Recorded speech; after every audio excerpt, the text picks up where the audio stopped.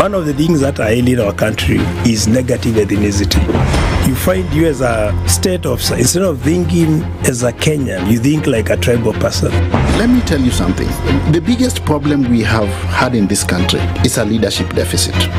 There is nothing that you are going to do in the process of change if you are not a risk taker. So you really have to pursue your vision to a logical conclusion and even be ready to step on people's toes. When it comes to the economy, you can't run away with it. They say statistics are like bikinis. They reveal a lot, but they conceal the vitals. And so government people would throw statistics at you and tell you they're revealing a lot of information to you, but it's really concealing the real vitals. We need to get out of that, because when we want to grow our democracy, one basic thing that really requires to be understood by the political class, by all of us, is institutions are critical. This is the Situation Room, the only way to start your day.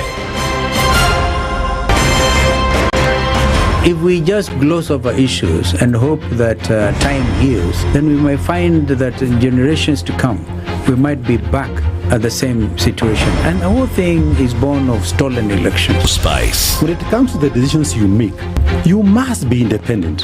There's no way you can allow one institution to dictate to you how you're going to conduct your operations, how you're going to decide cases. It's a no. When you weaken the institution to the point where they cannot take action, then you realize that politicians have to come up and now start dealing with the issues. That conversation has to die. Our politicians do not like the hard stuff. We must insist on the path of doing things right, whether popular or unpopular. Money changes hands. That is a fact. If you have political goodwill at the highest top, like in Rwanda, then corruption will be an issue of the past.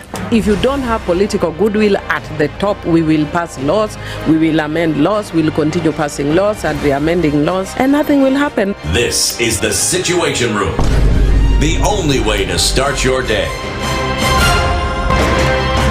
Good morning, and I love your show. Thank you. Having come from a Kikuyu radio background, I migrated to Spice because of the content. I was born in a slum, but somehow I got a break in life. So sometimes when you see the sweating coming out because of the passion and whatever it is, behind the noise, there are people. And we share the same umbilical cord. It shouldn't be like that. I am so disappointed. We used to tell Honorable Raila Amolo Odinga that he's doing politics of conmanship. And even President Uhuru Kenyatta, serikali hii ndio iko na conmanship ya hali ya juu. You cannot promise people that you reduce tax, then you double. In politics, there is the issue of trust. For you to turn around and then stab the same people who gave you that trust, there is no other level of dishonesty. Imabo, utaona dunia tu. The Situation Room, Kenya's biggest conversation. Waliletea fujo Moi mpaka wakapata cooperation. Wakakuja wakasumbua Kibaki mpaka wakachukua nusu mkate. Wamekuja wakazungusha Uhuru hapo mpaka wakaenda na handshake, program yetu ikapotea, BBI ikaendelea, tukazama, tukaingia kwa madeni. Sasa mimi nimewaambia, hii serikali hii, mimi nawaambia hii serikali ni ya mahasla. Hakuna nusu mkate, hakuna handshake, hakuna hiyo borojo. Jana nimeona wale wazee tulishinda. Ati hiyo mzee akisema ati he'll not be coerced or intimidated to joining our government. Wewe mzee sikia. We have no business within our government. Hatuna haja na hatugojei wewe. We are not looking for you and we have no time. Stop saying that people can force you to come to this government. Forget about being forced or coerced. We are not interested because sisi tuko na kazi ya kufanya. Kama kuna mtu ako na namba ya William Ruto, arekodi hii video mtumie. Maisha yangu tangu nizaliwe sijawahi kuona mtu muongo, mfisadi, baradhuli, dhabdhabina kama William Samuel Ruto. Mimi Hassan Joho nikitaka kuongea, mimi I don't even dream of engaging with them. Ati huyu akitaka aje ongee sio na mimi niongee na Ruto nini? Mimi nikamtafute atanipa nini? Wilbaro. I wonder. Nilipeleka Wilbaro mimi la kimtaani la kucheza nalo zamani. We have a choice to reject over 60% of these names or give President Ruto his skunk. Apart from a few individuals who are not even more than 8, the rest are incompetent, unqualified, have integrity issues are people who cannot deliver this country from where it is to the next level that we want the country to move in. A few moments later. Now forwarded the name of John Mbadi Ngongo to the Ministry of National Treasury and Economic Planning. The Honorable Hassan Ali Joho, Ministry of Mining, Blue Economy and Maritime Affairs. The Situation Room, Kenya's biggest conversation. Mature, intelligent talk every morning. Spice up yourself.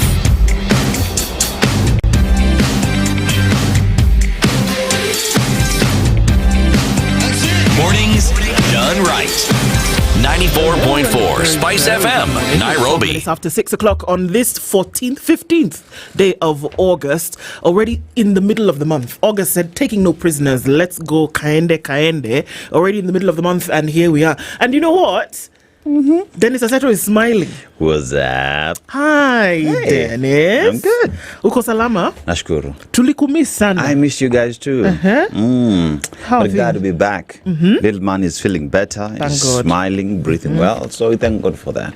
Thank God. I'm very happy. Yeah. I'm glad. You know, when a little one is sick, you're not sure of anything. Yeah, that was my first rodeo, man. It's not easy. It is not. It is not easy. But yeah, we thank God. I'm glad that he's doing better. I think flowers to all the pediatricians out there, all the doctors. Amazing job you're doing. Yeah. Yeah.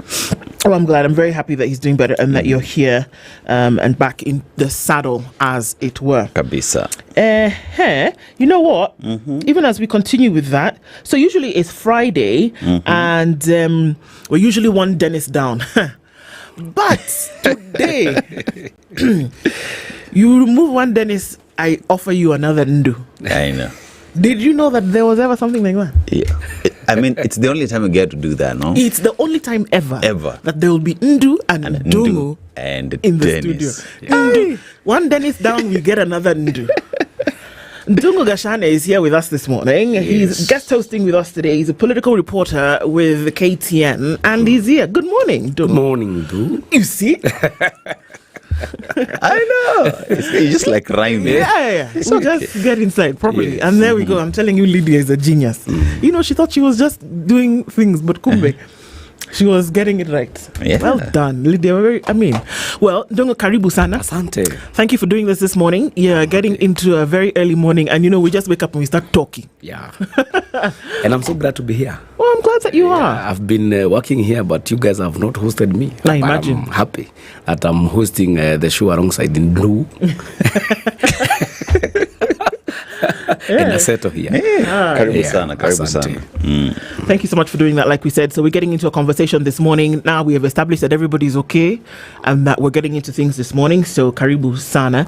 Our audience on KTN, good morning to you. Lydia is here, very bright-eyed and bushy-tailed. Let me tell you, I had is it wardrobe? Accessory. Malfunction. This morning.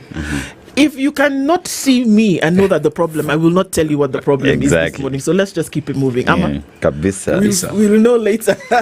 We are cruising nicely. Exactly. Exactly. The pilot doesn't need to tell the passengers in the plane that the engine has a problem. Yes. Bora ufi? Bora ufike. Thanks. So we Provided you've buckled up and you're okay, that is all pressurization in the cabin is good, we will land. That is all you need to worry about. Okay, so we're getting into the final conversation for this week. And let me tell you some of the things that we will be discussing this morning. We've had him for the last couple of weeks, and he's been connecting with us virtually. Kabando is a politician. He'll be with us here at 7 o'clock. Lest we forget is the conversation that we will have today. You guys, Lydia is here. Shh, don't tell anybody. But it's a nice view from where I am. So Kabando joins us at 7 o'clock. We'll be looking at the week that was, essentially. And there are a number of things that he's saying, you know what, we can't forget. And this is a space that we are in. And we'll have that conversation with him from 7.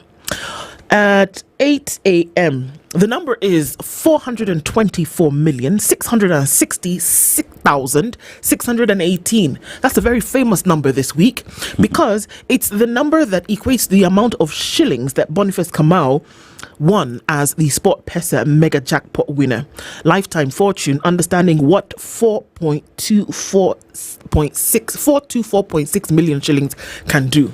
So it's not just the jackpot that we'll be discussing with him this morning, but we're also going to talk about what life was before and what can actually be done to ensure that even this thing that has brought such good fortune is not lost. We'll have that conversation with one of us come out at 8 a.m. today. And it is Friday, so we will have a Healthy Friday conversation. It'll be this morning with Brown Ashira Olali. He's the Secretary General and CEO of the Kenya Environmental Health and Public Health Practitioners Union. Did you know there was something like that? We learn something new every day. Every day. We'll be having a conversation with him. Preventative medicine and public health in Kenya. Usually we'll hear a blast from the Ministry of Health or from concerned medical practitioners about what might be going on in society, how we can keep ourselves protected. COVID was one of the biggest ones in terms of public health awareness and preventative care. And so there are other things, monkeypox, I don't know, the other things that have been coming in. Typhoid is usually a big one. Measles is another one. Malaria, as well as this other one that's caused by water in Aitonanga. Cholera. Also another big one. So I hear there's another one. There's a HIV vaccine that is in the works as well. Well, apparently. Yep. So, vaccination is preventative care. And then also things like hygiene. We saw that people washed their hands like never before between 2020 and 2022 because of COVID. Yeah. So it's around these things that we'll be having conversations today. So we'll get into it today, and that's what Friday looks like. Thank you for joining us already. And if you're wondering, our live streams are up. Don't stop. Not to worry about it. Tuko, locked, kabisa, and karibu sana, everybody. Let's get into the conversation today. It's going to be a good one through and through. While you were away, Dennis, we went on with the proverbs from Botswana. It looks like you're going to close the week out for us. Yes, and Gachane, Ndungu, karibu sana. So what happens is this entire week we've been in Botswana. Right? And South African country that is beautiful. So one of the things that stand out in Botswana, we talk about the Okavango Delta, which is one of the largest inland deltas and a UNESCO World Heritage. But that aside, you are a political reporter, and this country is actually known for, it stands out with regard to its democracy since 1966. A beautiful country, one must say. And let's just go straight to the proverb today. A crushed calabash can still be used to draw water. A crushed calabash can still be used to draw water. See, wageni will go first. Yes. How would you interpret that? No, I would say that everything has its use. What you may think is of no use to you, somebody else might get its use. So no matter how you perceive things, those could be other people's openings. Yeah. Indeed. I think about it's interesting because just yesterday I was cleaning up some stuff, and there was a shoe. That's interesting because I couldn't find the other shoe. One shoe, but then I realized that I had another pair of shoes, the exact same. So I have 3 shoes, same color. And I thought to myself, you know what? So now that I have this other pair that's exact same color, exact same thing, then I don't need this extra one. So let me just throw it away. Then I went and I sat and I thought, I actually didn't sit, but I was just, as I was doing other things, and I thought, you know what? Even this one shoe found it's the other one, we don't know where it is, but this other one is here. You never know when another one will go missing. True. For whatever reason, because even this one that appeared here was missing its pair. So I said, I'm not going to throw it away because it will still have its use. It's here. I could toss it away because I have this new one, and it's just on its own, or I could keep it because it will have use at some point. True. So I kept the shoe. True. And that's just interesting because, the cracked calabash, you can look at it and say this is useless because it's leaking, but it's going to hold some water. So it still has operational value. So I think old is gold, they say. And you never disdain the old because the new has come. Yeah, interesting. Yesterday I was watching something on television. There's this guy in the UK who goes to the dump site and picks up furniture that has been thrown away, refurbishes them and sells them at a very expensive price. But then again, even look at our situation here in the country. What are the vehicles that we are driving in this country? We import over 90% of the vehicles, and it's because people in Japan have disposed them. Yeah. So to them, that is trash. To us, one man's trash is another man's treasure. Exactly. Yeah. Interesting. Kabisa.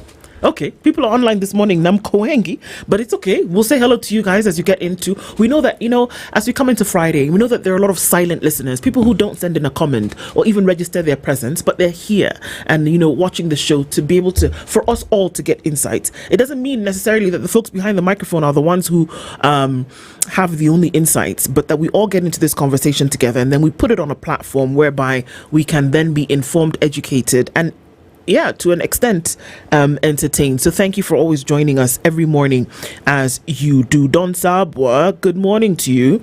You have a question for Dennis Okari. But seeing as Dennis Okari is not here this morning, we will now throw Ndungu under the bus and ask him your question in just a minute as we say hello to everybody else who gets in online today. All right. And here we are. R is saying mpo, and then we say what? Tupo. Not tuko. Tupo. He says mpo, we say tupo. He says uko, then I say Nico. Nipo. Do you see now? You see now. Bora ujue, I'm here. What is it? Confusion. Okay. You'll tell us when we're supposed to say the po and the ko, but all right. Good morning, Ndu. Ndu, kindly ask Okari. Since he's not here, we shall ask Ndungu. You don't necessarily have to answer, but this is the question. Yes. Was the IG ever interrogated over the police cell's death, or the matter rested on Odrang's grave?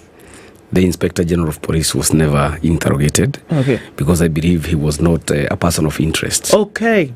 Sawa. There's your answer. Okay. No. And that's your way to say good morning to Ndungu. Peter Kiarie says, good morning from Mombasa. The sun is our example. No matter how many times we go down, we have to keep rising. Hallelujah. Indeed. Very true. Desmond Oti says, good morning.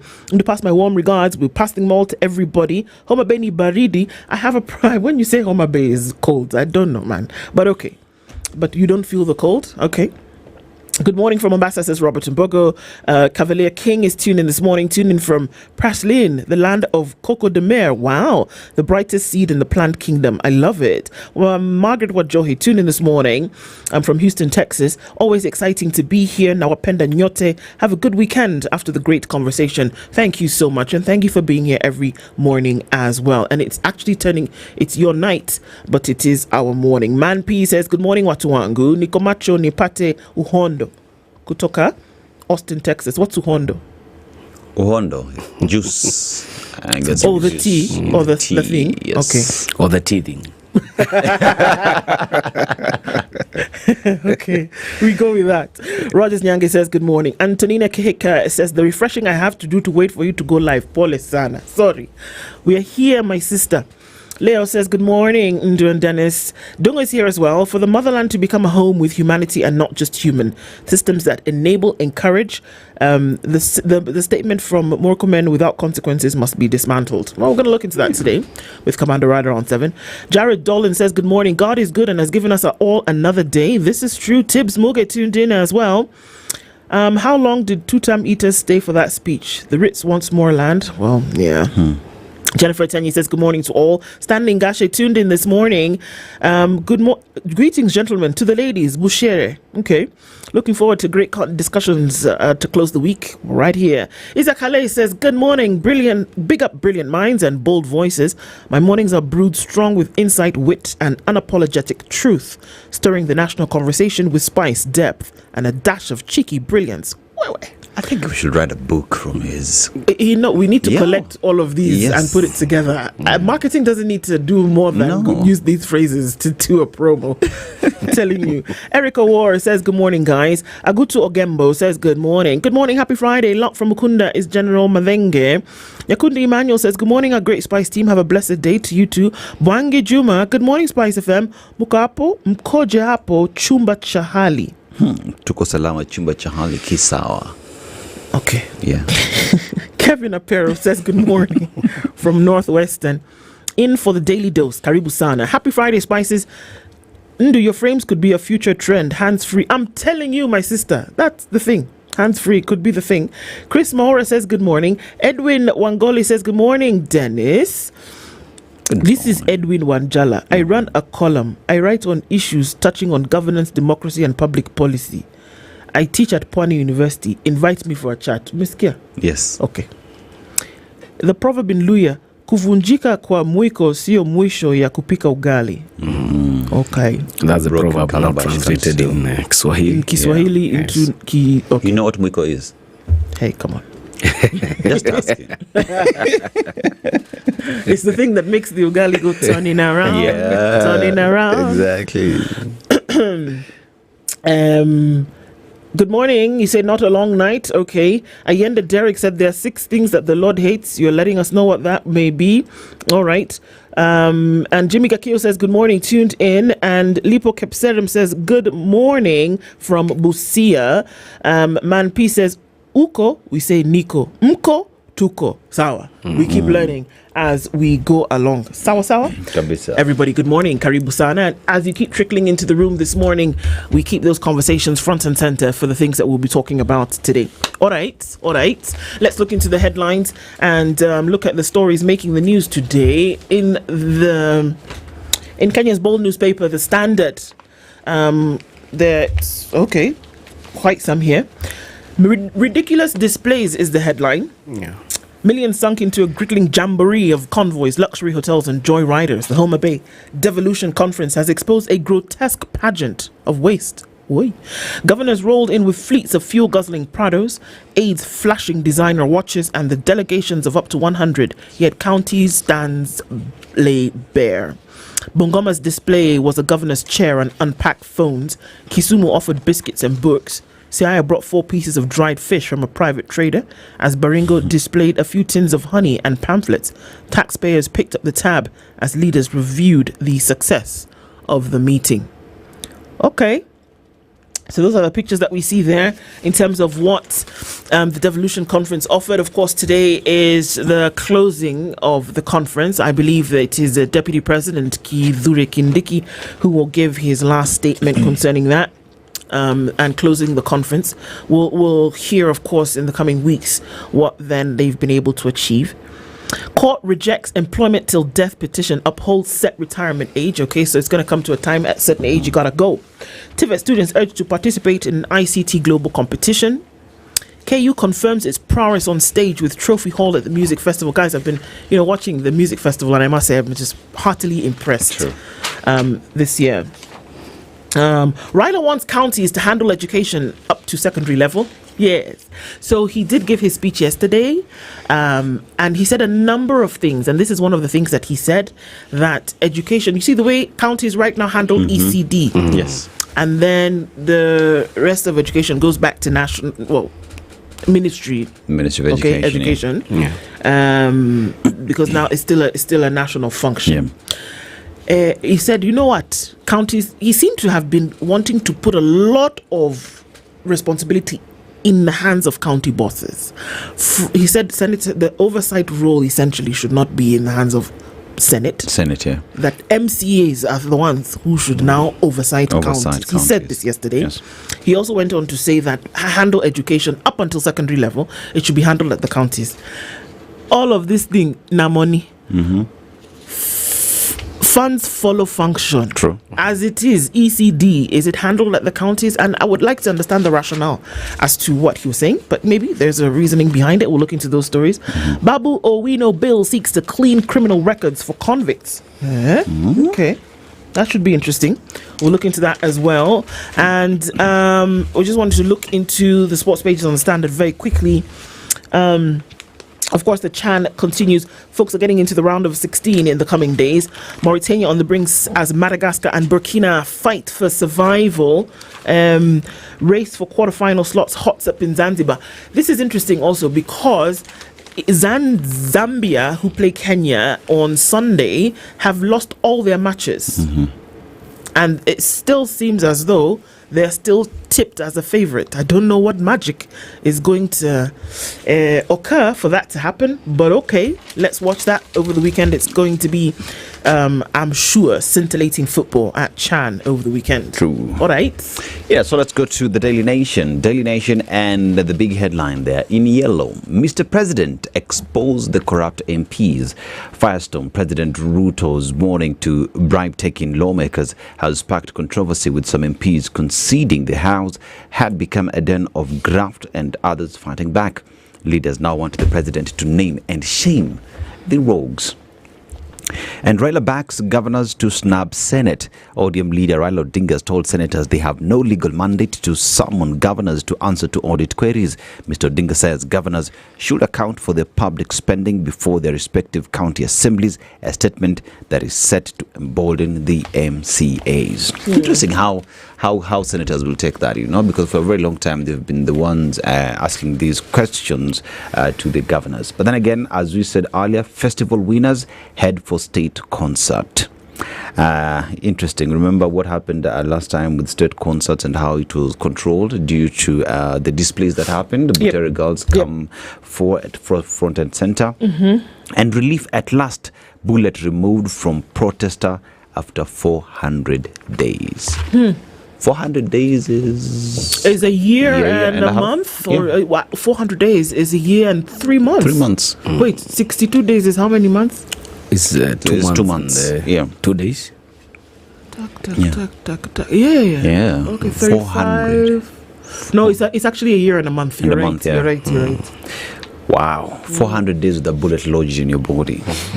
And name the corrupt MP soliciting bribes from state officers. The president has been eyed. Interesting to look at that, even as EACCs, their police are there to investigate. Why are they not doing their jobs? One would ask that question.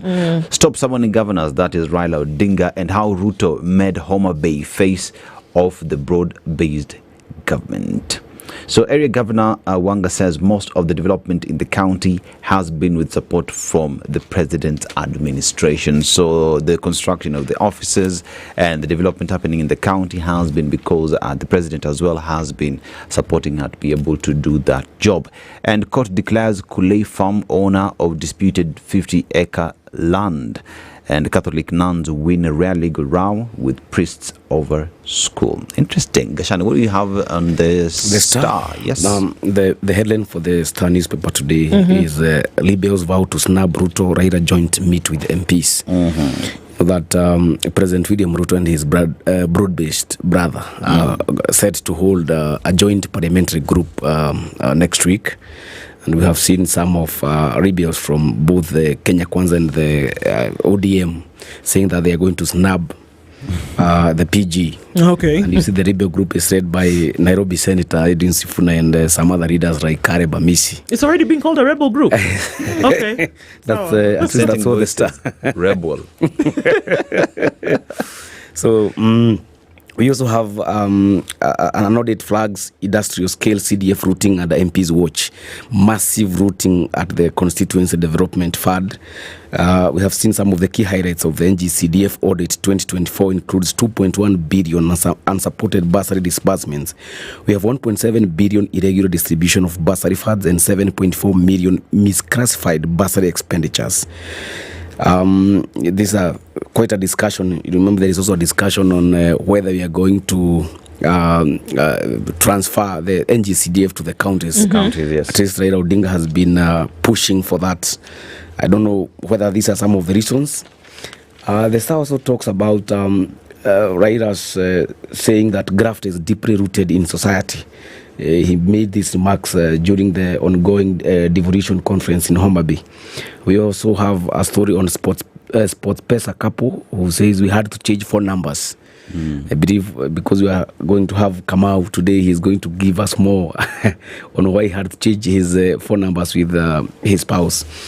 We also have a story on Kilifi window begs state for protection from land grab. These are some of the highlights from the Star newspaper, and they have gone big on the audit flags CDF looting under the watch of MPs, where we have millionaires at the constituency levels. Those are some of the stories that have been given wide coverage by the Star this morning. Yes. All right, and then. Let's look into one as we start to look into those stories today. Of course, looking at the Nairobian, which comes out today. We've been told that Centre ex-lover in court drama. Okay, that's nice. And Boston Marathon champions messy divorce and battle for millions. It seems to happen. How talks on sexual abuse unearthed neighbors' evil deeds. I'm telling you, we're living in interesting times. And Kenyan's grim struggle in overseas jails is what's making its way into the Nairobian today. Nothing stays hidden. The Business Daily, investors offer a record of 323 billion shillings for bond in race for big returns. That's one thing that's being looked at. Mbadi eyes 4 billion shillings for firms behind prison walls. That headline could just be a little bit confusing. So is he eyeing this 4 billion while behind prison walls? Or are we being told that the Prison Enterprise Fund, which oversees the production and sales of goods made by inmates. So now you understand. The 4 billion will not actually come from behind prison walls. Punctuation is important. All right. So that's some of the stuff that we're looking at. Let's look at some of these stories in the Standard. First of all, this one. Okay, here it is. And here we go. Of course, governors blowing millions on Homa Bay is a thing. But now let's look at this one story coming out of the courts, which makes its way onto page 2 of the Standard. Employees have no option but to retire upon reaching the mandatory age after the High Court declined a petition to extend the retirement age beyond 60 years. So there's been a clamor to do this. That, even if you get to 60, you still got some... you got some juice in you left and you're able to keep going. High Court says, nah. In his judgment, Justice Lawrence Mugambi, surprise, surprise, ruled that unless one is engaged on a contractual basis after retirement, there is no legal justification to prolong employment based on an individual's desire to continue working and earning. So you can't just say, yeah, I know I'm 60 and I still have it and I can still work. No, the law says, no, you can't do that. If they're going to hire you on a contract 6 months, then another 6 months, perhaps then. But you reach 60, you're out. Bye-bye. The judge found that the petitioner, Charles Shege, had not demonstrated that the current age limit set by different employers amounted to discrimination. He said, I didn't see it. You're 60? Come on, that's what it says. Let's keep it moving. He noted that while civil servants must retire at 60 for a maximum of 65 for persons with disabilities, lecturers, researchers and judges retire at 70, while MPs and the president do not have a set retirement age. However, Shege did not prove that these rules were directly comparable. So if he had, this is interesting, because had he then been able to prove that the rules were indeed comparable, then it's possible that Justice Mugambi would have ruled in his favor. Yes. But it's the things about a law, they say it's a cross between a horse and a donkey. You figure out what that is. The law is that thing. And in this case, because you're not able to prove that because the president and members of parliament and judges, others can go to 70, you can't prove that that's comparable. So we're going to essentially tell you that no, 60 is it. Right? It should be underscored, and I quote, that equality does not necessarily translate into homogeneous treatment, such that the same retirement age fits all. Different categories of employees are governed by distinct principles and job demands, and as long as the differentiation is reasonable, it cannot be considered discriminatory. Chege had argued that employees should be allowed to continue working beyond 60 years if they still possess the energy and motivation to do so. He suggested that employees should be permitted to work until death. So like when you drop off the face of the earth is when you can say I can stop working. But if I have the strength, why not? I mean, shouldn't that be a case where perhaps maybe you're running your own business? That's the point where one says, I will run this business, I will employ myself until I go to Sayuni. That's a common phrase nowadays. You know, because then again, if you look at the country and its policies on who then enters the job market and who gets out, is so that there's that continuity, you know. So you get to a certain age and you've done your bit, the country thanks you for your service, and you go rest, go be with your grandchildren and celebrate life. Yeah, so that we also inject new blood and energy into the working environment. True.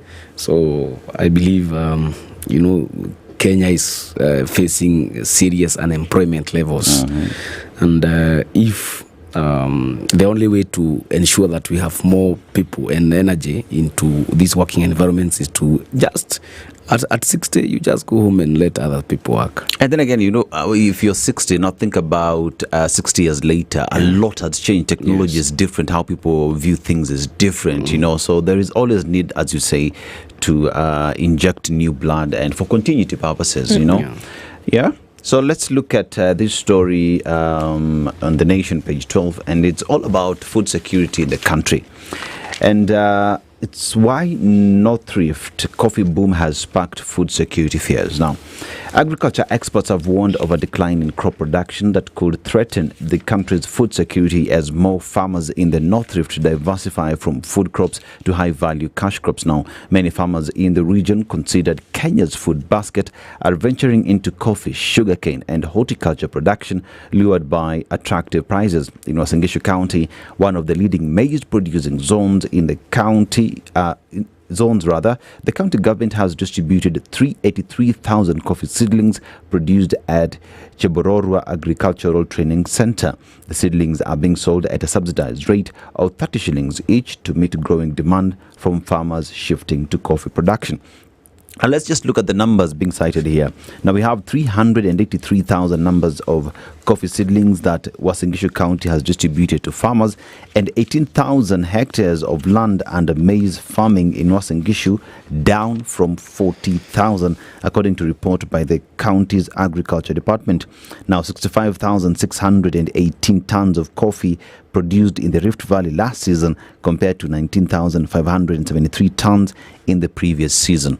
So according to experts, they are warning that Kenya's food security might go down because now farmers from areas considered to be food baskets for the country are now switching to a high yield value crop. So that means we'll be selling more coffee but will not be having food that you're consuming in the country. Yeah. And that brings forth the conversation in terms of, if you look at different counties and you use America as an example, if you go to states, some states you find that they're only producing apples, and that's what they're focusing on, even including the national government. If you go to places like Texas, all they're producing is meat and what again? And corn. So you find different states produce specific crops, which then become the economic and also contributes to the country's food security. But in Kenya, it seems as though we are moving away from what it is we are used to, and we want to go. We'll be being paid per kg because this is high value crops. In years to come, what shall we be facing? Importing food because we don't have much that you're producing. What's wrong with the diversification of an idea when it comes to other foods that you can eat? It's not bad in diversification, but then again, in terms of how then does the government play its role in agriculture, as it were, in the country, in ensuring that as much as there is diversification, you are able to equally produce for your own sustenance. I can imagine. But I think about the lands around Kenya. Uganda is the acidity in the soil is not as much as Kenya, so they're able to produce a lot more. So food is cheaper. And we've already been told that the amount of arable land in Kenya has been dwindling over time. But you know what? That same land that maybe is not able to give as much yield for maize is able to give a greater yield for other crops. And this is what I'm talking about. If your job is to feed your people, and that, yes, we understand that they're staples. They're called staples for a reason, because that's what you see in the land. But and then you see something that is not in maize is not indigenous to Kenya. True. It was introduced to Kenya. Portuguese? Yes, the Portuguese are the ones who brought maize into many parts of the world, actually. Or this thing that we, in the other parts we call corn. In Nigeria, we call it corn. But same thing. So, what about your indigenous foods? To now say those can be staples, not because you're trying to tip the apple cart, but because of the fact that you realize, wait a minute, there will come a time where this maize, we will not be able to grow enough of it to feed the nation. So diversification comes out there. And for me, those are the things that you put in policy. Those are the things that when the folks are sitting around crunching the numbers and hitting their heads against the wall in terms of what we're going to do, that's where the thought comes in. And you say, okay, can we actually think about this? Where did potatoes come from? Potatoes are not indigenous to many parts of the world. But people said, you know what, we can eat this thing. We can make it into flour, we can chip it, we can boil it. And then it became foods that people ate.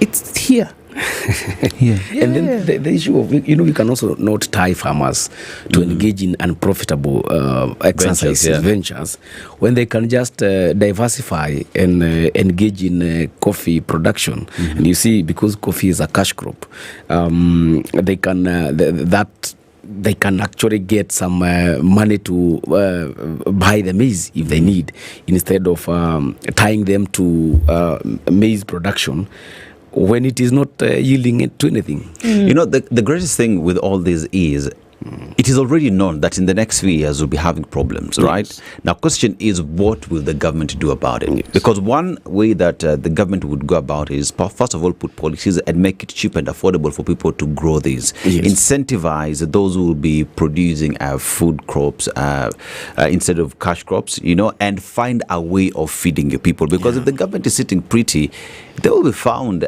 flat foot, and that is when we'll start reacting. Because like you said, diversification is important. And then again, let's look at the region, right? We say we are in the East Africa region.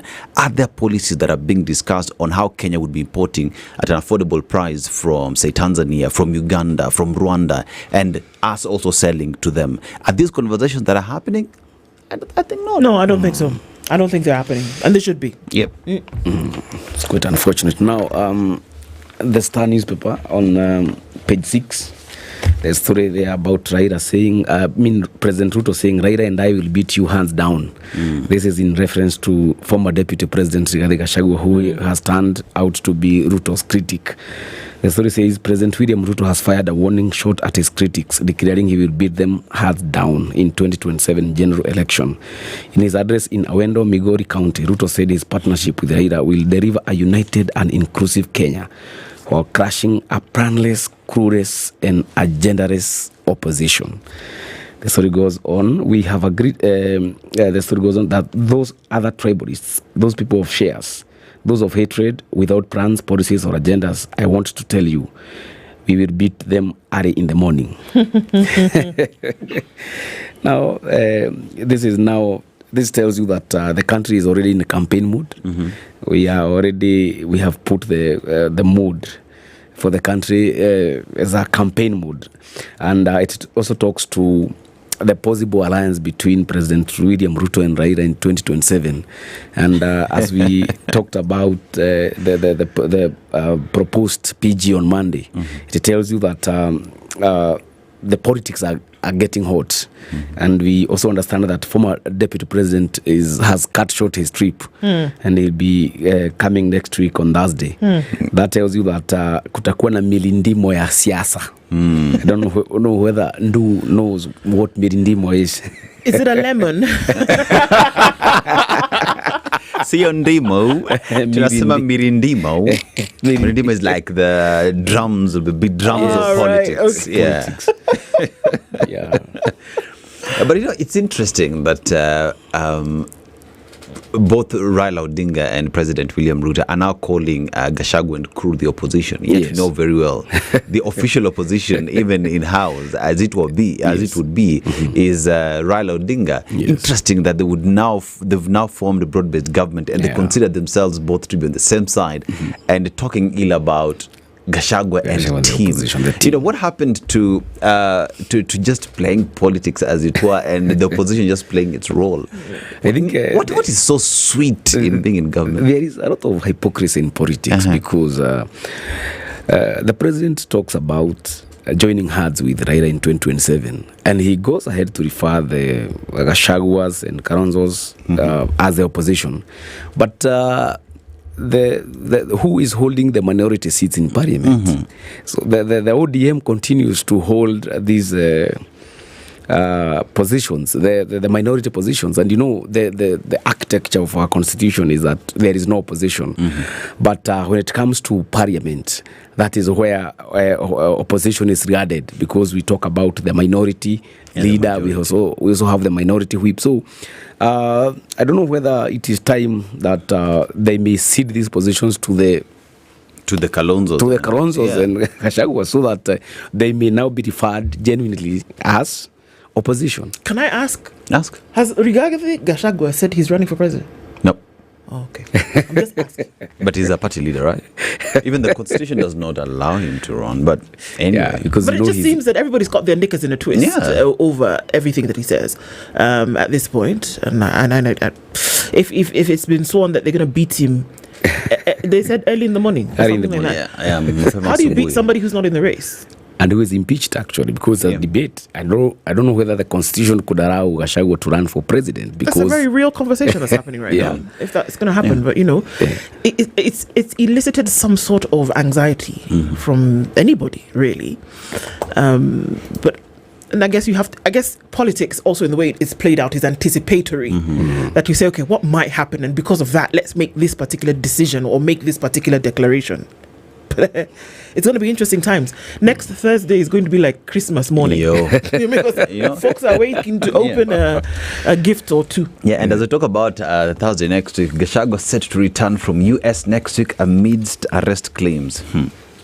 Okay, after spending 1 month and 12 days engaging in rigorous political activities with Kenyans living in the United States, former Deputy President Rigathi Gachagua is set to return to the country Thursday next week.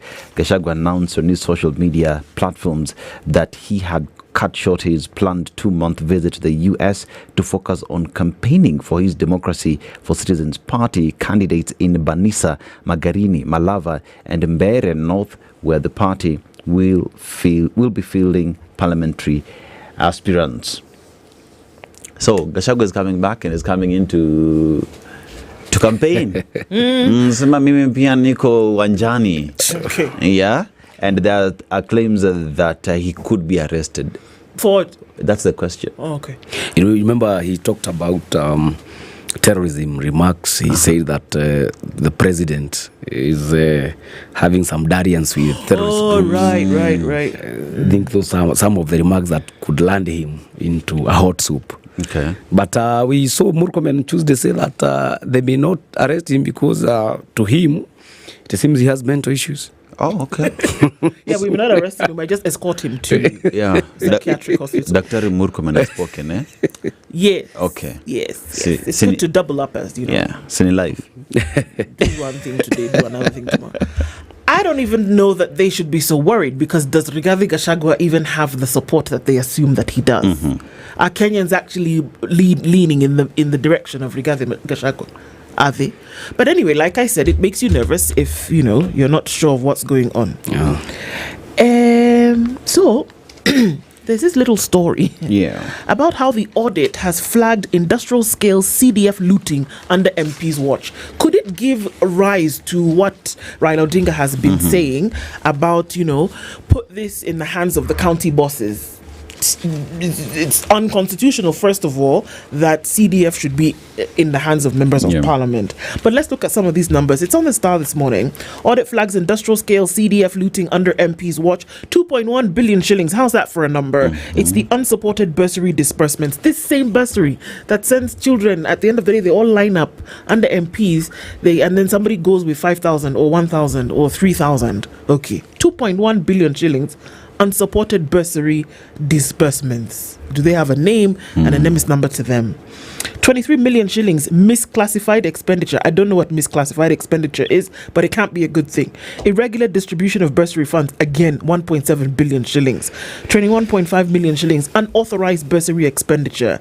1.3 billion shillings unreconciled variances. There will be a variance when you do your accounting. So, but should the variance equate to 1.3 billion shillings? I don't know, man. 548 million unreturned to CDF board account. They spent the money. This was the budget. This is what they used. Now the money that was left over didn't come back. 7.4 million shillings misclassified again. Bursary expenditures. Where are the CPAs in the house? 1.3 billion is the unsupported expenditure in 99 units. 3.6 billion shillings unsupported bank balances. Unconfirmed bank balances come to 427 million shillings. Now you see all this money that cannot be explained. So if somebody were to just do the math, it's a colossal. This is huge. Good Lord, just do the math of 2.1 billion, 1.7 billion of the billions. 1.3 billion. Do the math. How much money are we looking at here that cannot be explained? And I understand that audit queries sometimes may hit you in the face and they'll be like, wow, how can you? But there's something that can be explained. And from what I understand, when somebody has done the audit report, the person that they're auditing or the institution that they're auditing, they say, this is what we have found. This is what we are going to put in the report. You can answer us before we table this report and tell us this thing that you have cited actually is untrue. This is the real case with supported evidence. And they give you time. Before she makes this public, she normally comes and tells them, excuse me, Ndungu, excuse me, this is what I have found. Is there an explainer for it? We're giving you time to give us the explainer before we send the thing out. Now, Omo, if you don't give her, she will now do what? Table it as it is. Yeah. And the bad thing is, we see MPs praying oversight roles to the CSs and asking how the monies have been utilized. But who oversights MPs? One would say the Auditor General. Oversights MPs. But we see MPs summoning the CSs demanding to know how monies were used. The way we see senators summon governors. Who does that to MPs over the CDF? This is a very good question. But just so you know, that yesterday they said that they don't want this thing anymore of governors being summoned to Senate. To Senate, It's not, come on, you should do other things. Don't bring governors to Senate. But yeah, that's a good question. Who oversights members of parliament? Because they don't do it for themselves, that's for sure. No. But you see, the most interesting part about all this is, let's look at the numbers that you're talking about. You know, we're talking about billions and the millions as well. But let's look at what that money would actually do if it was put into good use. Because we keep on talking about these billions and billions, but let's relate it to what 2.5 billion shillings would do. That would sort out the healthcare sector and the CHPs who have been outside for a very long time. You know, if you take 2 billion, just put it into the education sector, half of that would be able to fund examination for half the students that you're talking about. You know, these are monies that are getting lost every other day, and we just don't relate it to what these monies would do. Talk about healthcare. How many children are we talking about? The medication that is not in the country now, the jabs. How much would 2 billion do to ensure that our children are safe today? You see this, if you just collect these two monies, 2.1 billion shillings in unsupported disbursements, add it to the 1.7 billion for irregular distribution of bursary funds, and add it to that reconciled variances of 1.3 billion, you're already in excess of 5 billion shillings. Guess what? There are about 800,000 students who will leave Form 4 at the end of this year. That is more than enough money to cover the 7,000 shillings that you still owe them in capitation. Just saying. We look for money, but it's actually right under our noses. We want to take the mop for cash to say certain things can be done. And I know that's probably being simplistic in an explanation, but the principle here is what we are saying, that the money that you're looking for is more often than not right under your nose. Or if it's not under your nose, it's been taken by somebody who is right under your nose. So you can be asking those questions, but do we? All that we lack is proper utilization of the funds that you already have. Exactly. These are some of the things that we talk about, and we'll get into a conversation around, lest you forget, with Kabando. We'll be in the hot seat at 7 o'clock. It is Ndu, Dennis, and Ndungu with you this morning, getting into conversations. We'll come back. Good morning, 7 a.m.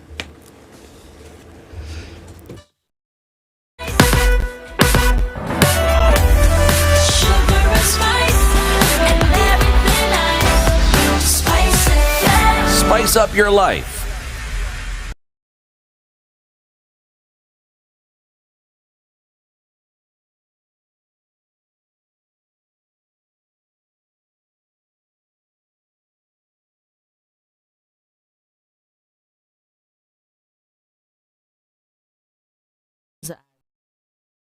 Principle of judicial independence, which she says has been tested by public attacks, including threats to judges and judicial officers. Koome said the threatening rhetoric is a grave affront to the rule of law, reminiscent of an era when the authority of the courts was routinely undermined. Speaking during the annual Law Society of Kenya conference held in Diani, Kwale County, the CJ fired back at politicians and critics who have mounted attacks on the judiciary, targeting judges whose decisions don't favor them. My position has been unequivocal.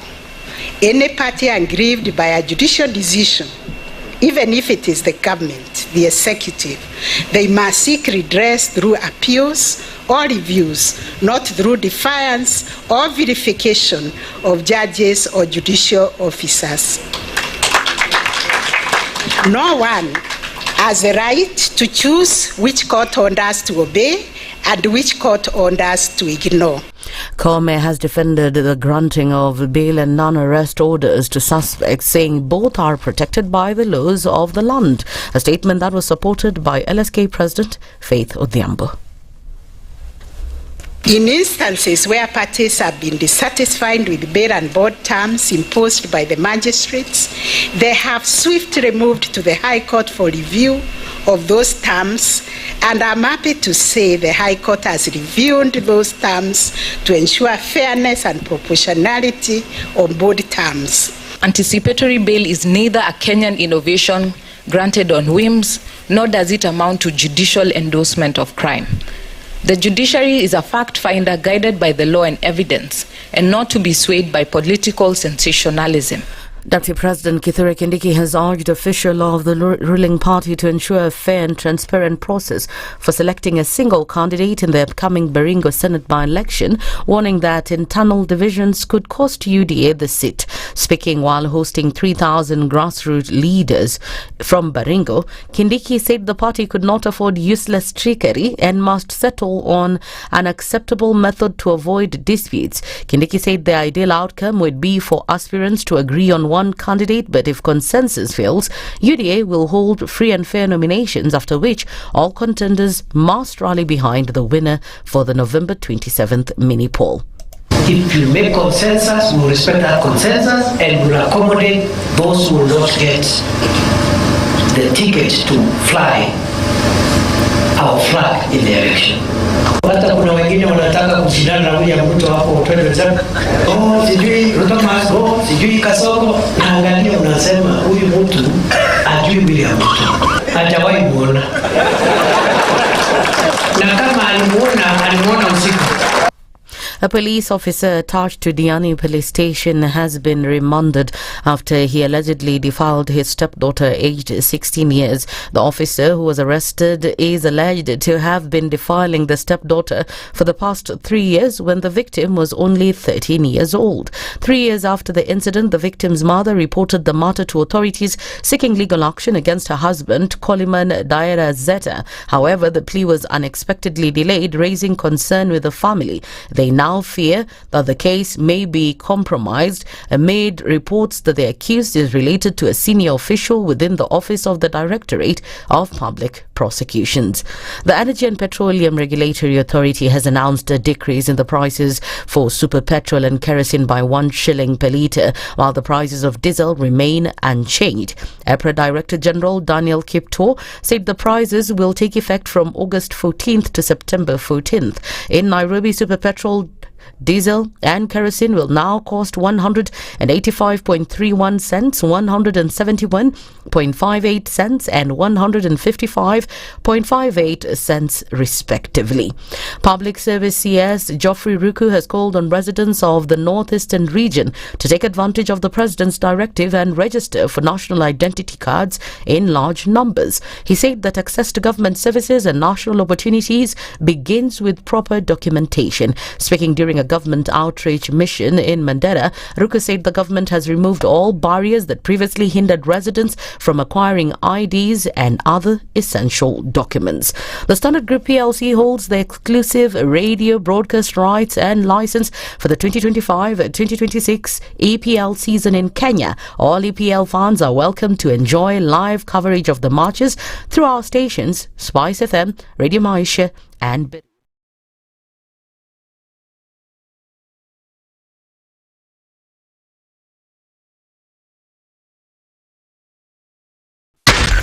SpiceFM, Nakuru. Waliletea fujo Moi mpaka wakapata cooperation. Wakakuja wakasumbua Kibaki mpaka wakachukua nusu mkate.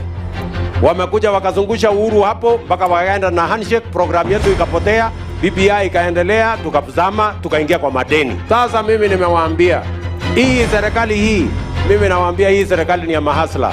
Hakuna nusu mkate, hakuna handshake, hakuna hiyo borojo. Jana nimeona wale wazee tulishinda. Ati hiyo mzee akisema ati he'll not be coerced or intimidated to joining our government. Wewe mzee sikia. We have no business within our government. Hatuna haja na hatugojei wewe. We are not looking for you and we have no time. Stop saying that people can force you to come to this government. Forget about being forced or coerced. We are not interested because sisi tuko na kazi ya kufanya. Kama kuna mtu ako na namba ya William Ruto, arekodi hii video mtumie. Maisha yangu tangu nizaliwe sijawahi kuona mtu muongo, mfisadi, baradhuli, dhabdhabina kama William Samuel Ruto. Mimi Hassan Joho nikitaka kuongea, mimi I don't even dream of engaging with them. Ati huyu akitaka aje aongee sio na mimi niongee na Ruto nini? Mimi nikamtafute atanipa nini? Wilbaro. I wonder. Nilipeleka Wilbaro mimi la kimtaani la kucheza nalo zamani. We have a choice to reject over 60% of these names or give President Ruto his skunk.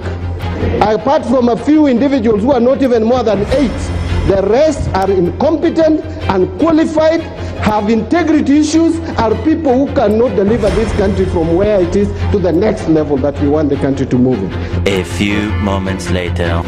Now forwarded the name of John Mbadi Ngongo to the Ministry of National Treasury and Economic Planning.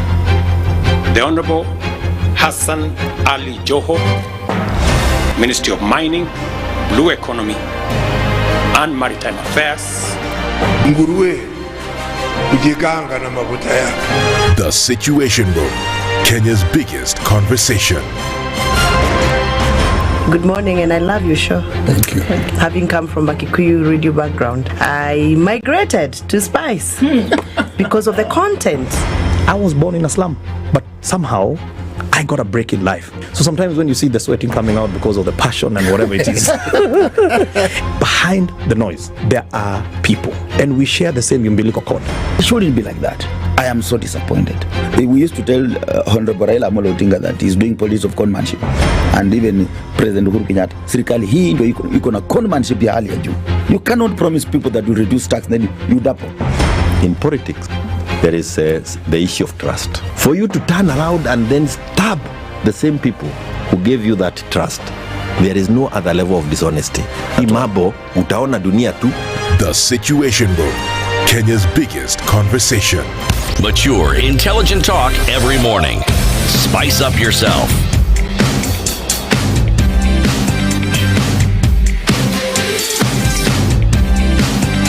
Mornings done right. 94.4 Spice FM, Nairobi.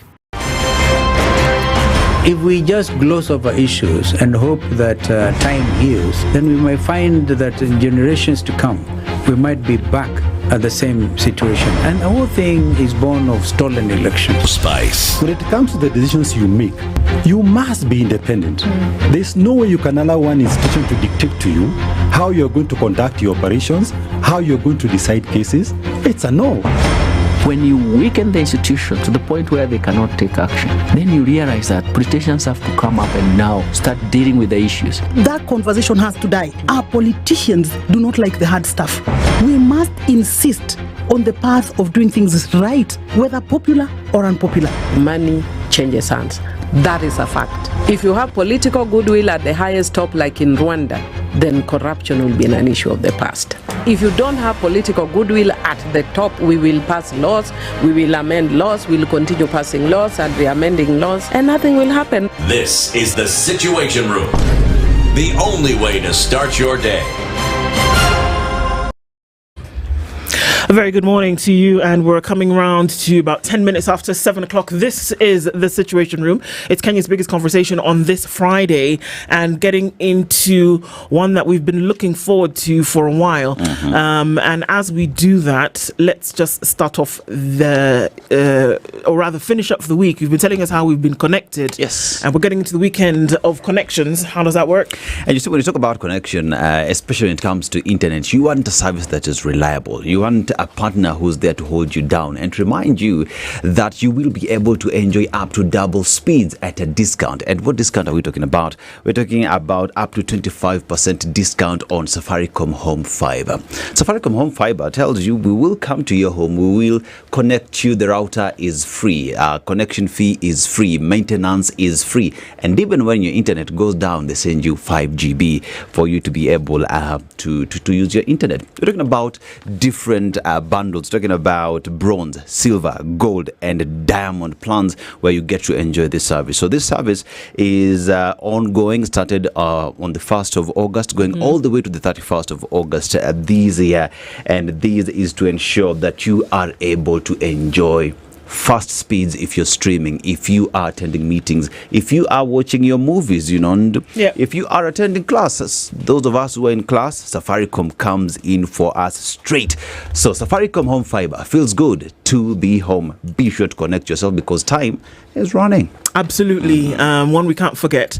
And speaking about not forgetting, Kabando, politician, is here with us this morning, lest we forget. Good morning. Good morning to you all. Finally, it's good to have you here.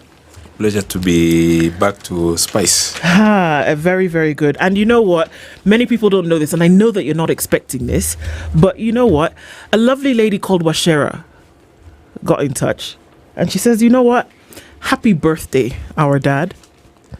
We are proud of you and happy for all the strides that you're making. We love you, and God loves you. God bless you. Happy birthday, Kabando. Thank you very much. That's very nice. You know, at my age, my generation usually even forget that it's the birthday. Washera was with me here. Yeah, she did that little surprise last night. Oh. Yes, and so I said, okay, well, first of all, I didn't know who she was, but then she said, you know what, he's coming tomorrow. I said, absolutely he is. And she said, well, you know, it's his birthday. And so happy birthday to you. That's very interesting because... I wasn't remembering my dad. Actually, many you times... You didn't remember? Many times our children remind us our birthdays. Last evening, Washera requested if we could live together. Yeah. As she goes to work. Yes. And so she was very early. Yeah.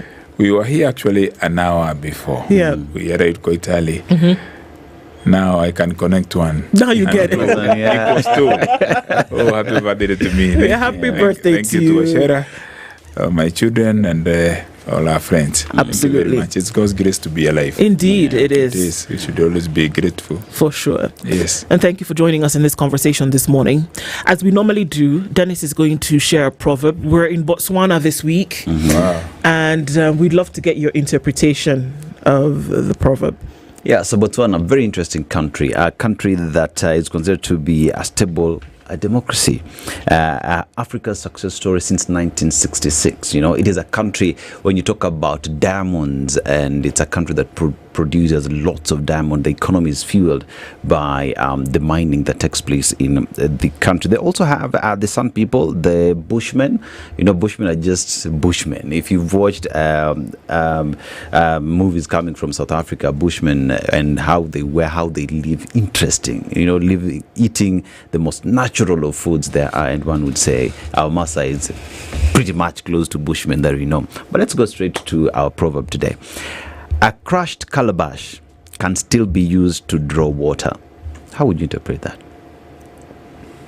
A crushed calabash can still be used to draw water. Can I equate it with the usiache bachao kwa mswala upitao? That's something old. Can still be gold, can be used. That's how I understand it. Yes. Yep.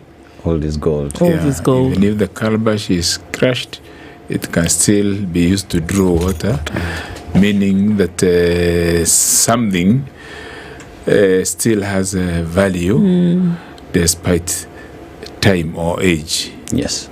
Kwetu tunasema shabaku junguku alikosi ukoko. Junguku alikosi ukoko, or an old farm, your shamba still has a harvest. Well put, well said. Absolutely. Mugonda mukoro niorio mado. An old farm can have harvest. In French. For sure. So and as we get into this conversation this morning, it is clear that there's a lot that's been happening. We've come off of a devolution conference that's been closed today, and things have happened in pockets around the country, here or there.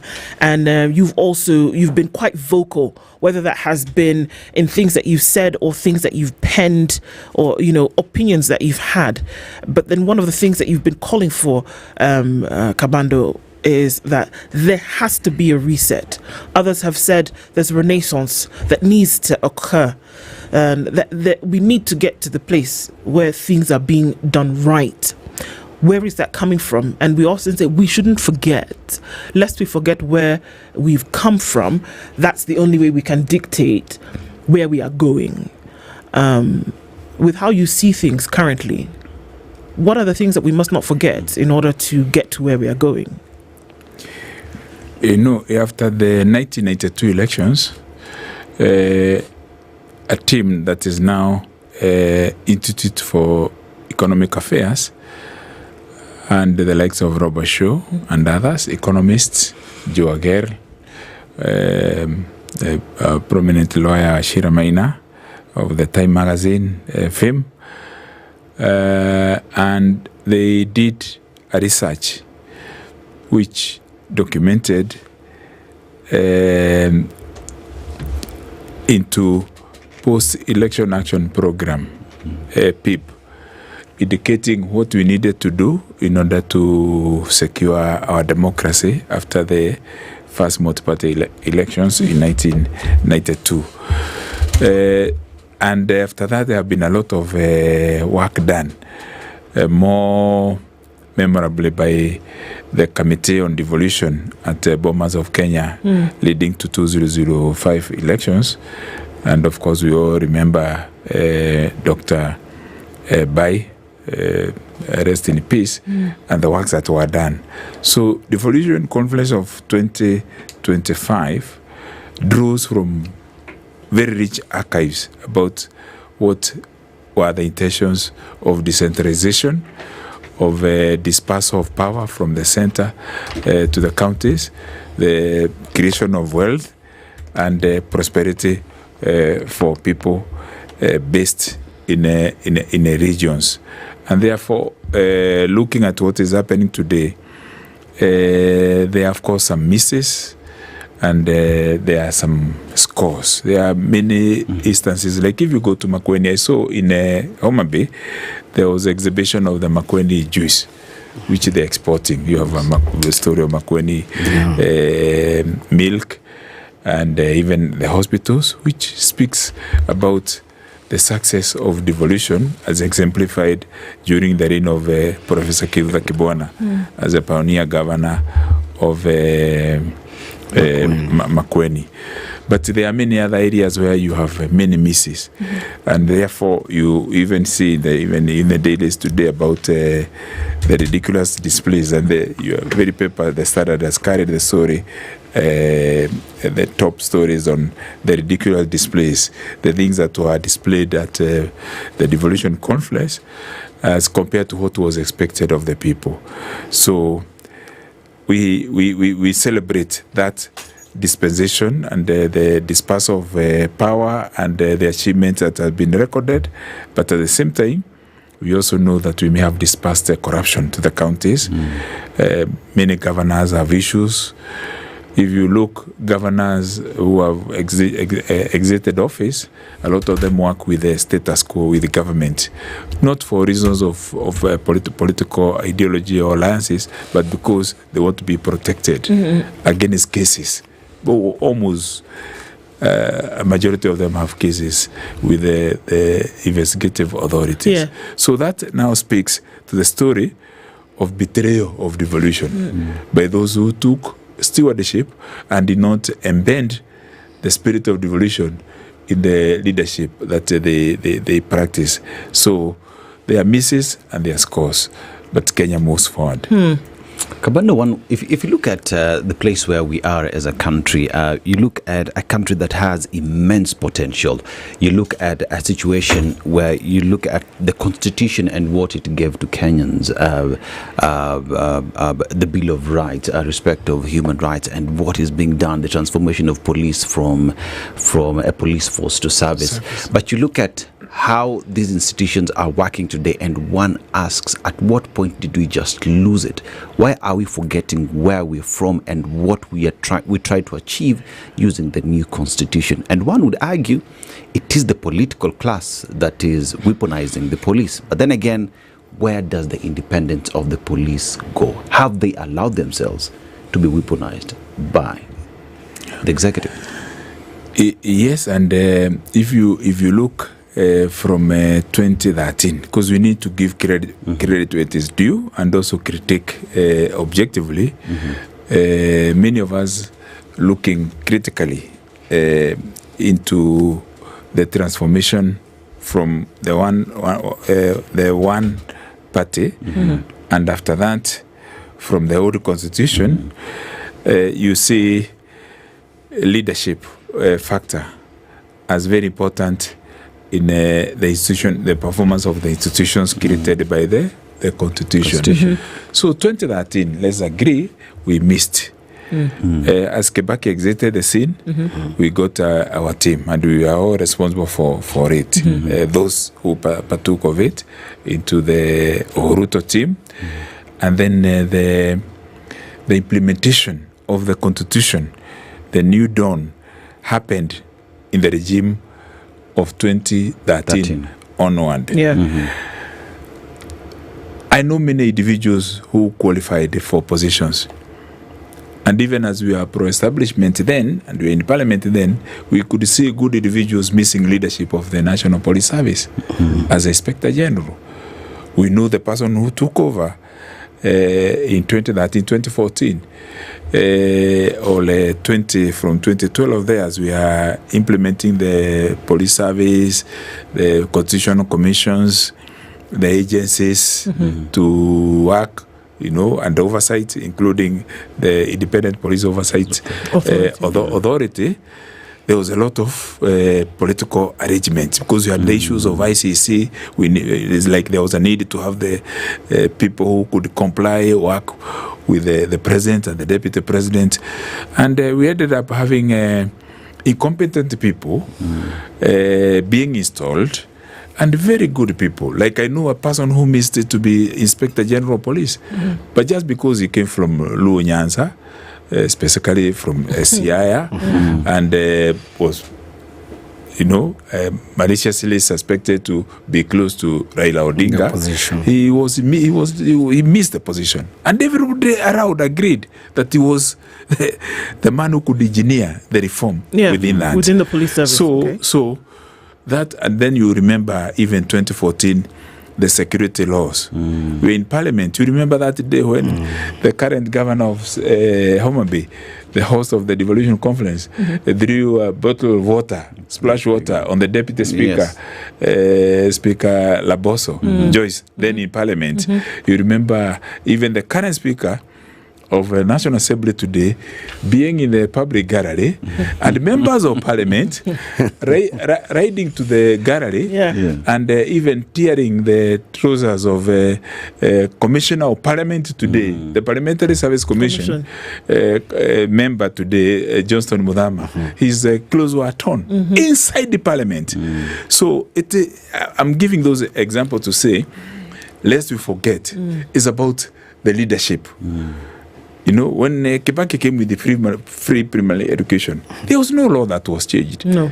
It was just the personality and the vision, and we came from -4, that is negative minus, negative 4% growth, to even with the quarrels in the Great Coalition government and the TASOS to 7%. So it's about leadership. So today, without malice and prejudice, if the people around you, you know, if people around you, when Kenya was taking over, when we are donating food, I think to South Korea, and being at the same time, at the same level with Singapore and Malaysia, if you look at the inaugural cabinet, it's called the Kenyatta cabinet, even the challenge of infant nationhood, just after independence, you see a lot of mature nationalists who are members of the cabinet, highly educated that time, and respected individuals from their own communities. So there was a coalition. Even as people said there was a domination by a certain area, even in that area, if you talked about Joroge Mugai in Stanford, a medical doctor, you talk about James Gishoro, pioneer mathematics teacher at, with the Carrie Francis Alliance, or you talk about Bio Koinange, the first Kenyan to get a master's degree, or Dr. Konyo Kiano, the first person to get a PhD. Even as you look at the maybe ethnic or regional competitions, you saw quality and respectability. That is cutely absent today. The people carrying power today are barely able to write their names. That's the leadership issue from what you're saying. It's a leadership issue. And so is it fair, maybe, I don't know if fair is the right word, but is it fair then to put everything at the footsteps, at the feet of leadership today that we see that unfortunately is not going right? Leadership was at the devolution conference. Leadership said, you know what, this bribery that we see happening in Parliament, some of the same scenarios, Kabando, that we're talking about today, have said this bribery of heads of committees towards cabinet secretaries must stop. We know that it's going on. Let it cease from today. We heard leadership say yesterday that stop summoning governors to Senate committees, except for the PIC and the PAC, stop summoning them there. Leadership saying that we should now actually start to go to a place whereby corruption ceases to be a present issue and that we see some kind of structure in government. Leadership is talking. Yes, and leadership is talking because it's a leadership for self-preservation and trying to create self-aggrandizement in the context of loyalties so that people who have money have... You see, the very fact that leadership doesn't question governors who are associated with them. So, let's be blunt. More universities has a challenge. We saw more universities being raided. I'm seeing a good story in the papers today about Professor Laban Ayero, who is doing great work at Desta University. When the University of Moi University, which is the second largest university, with the second largest medical school and second largest law school, was raided, there was not a word. When the labor scandal happened, not once, not twice, not thrice, in Audit, the leadership, you did not hear any comment. When the scholarship scandal happened, not once, now I think is on the fourth time, nothing happened. So the scholarship for students to go abroad. To go abroad. All right. Okay? And as a governor then was implicated. He is now the senator today. Yes. He's supposed to oversight that. And the case seems to be going to Alal. Now, when you hear the premier of opposition ranks saying that governors don't need to be questioned, you need to interrogate further. Even as we oversight the national government, are we able to oversight our own? Within our parties, do we question the people we have installed to be in charge of the counties? So what is happening now? Two contradictions. The first contradiction is where the leadership is supposed to be opposition, oversight, they're supposed to be critics, but now they are within the realm of the incumbency. And now they are trying to seduce or create an environment that will have a political romance with those people controlling money. It's about money and it's about corruption. Political parties are individuals. If you go to many counties and you talk to independent people who are in the civil society or who are not within the ministry of leadership in those regions, they will tell you there are political leaders in this country who are maintained by governors. Every Friday, every Saturday, money is collected from counties. For what use? For private business. All right? That is why prominent leaders are unable in this country to stay the 5-year course without cohabiting with the incumbent president. And now you have the incumbent president talking about corruption of members of parliament. We have people sitting in cabinet, in the council of economic advisors of the president, in parliamentary leadership, who have admitted publicly about them receiving money from the system in order to perpetrate certain motions within the legislature to forestall either oversight or a probe on a particular matter. Sorry, because people will always think, and those accusations always come because people are entitled to their defenses, that we are unfair to the incumbent president. But personally, it is a hit of hypocrisy for Ruto to talk about corruption, to accuse MPs. We all know even impeachment, and I'm not saying this because of any political favor, during the impeachment of the second deputy president, senators admitted publicly. Even one of the best senators Kenya has. Yeah, of course we have Christopher Sige, but we have Okoh Mutata too. Okoh Mutata has said how he was given 10 million by the presidency in order to vote this way. We have members of parliament who have admitted being given $500,000. I can tell you I was at least in the parliament for 5 years with William Ruto. When William Ruto was there was a motion of no confidence against William Ruto.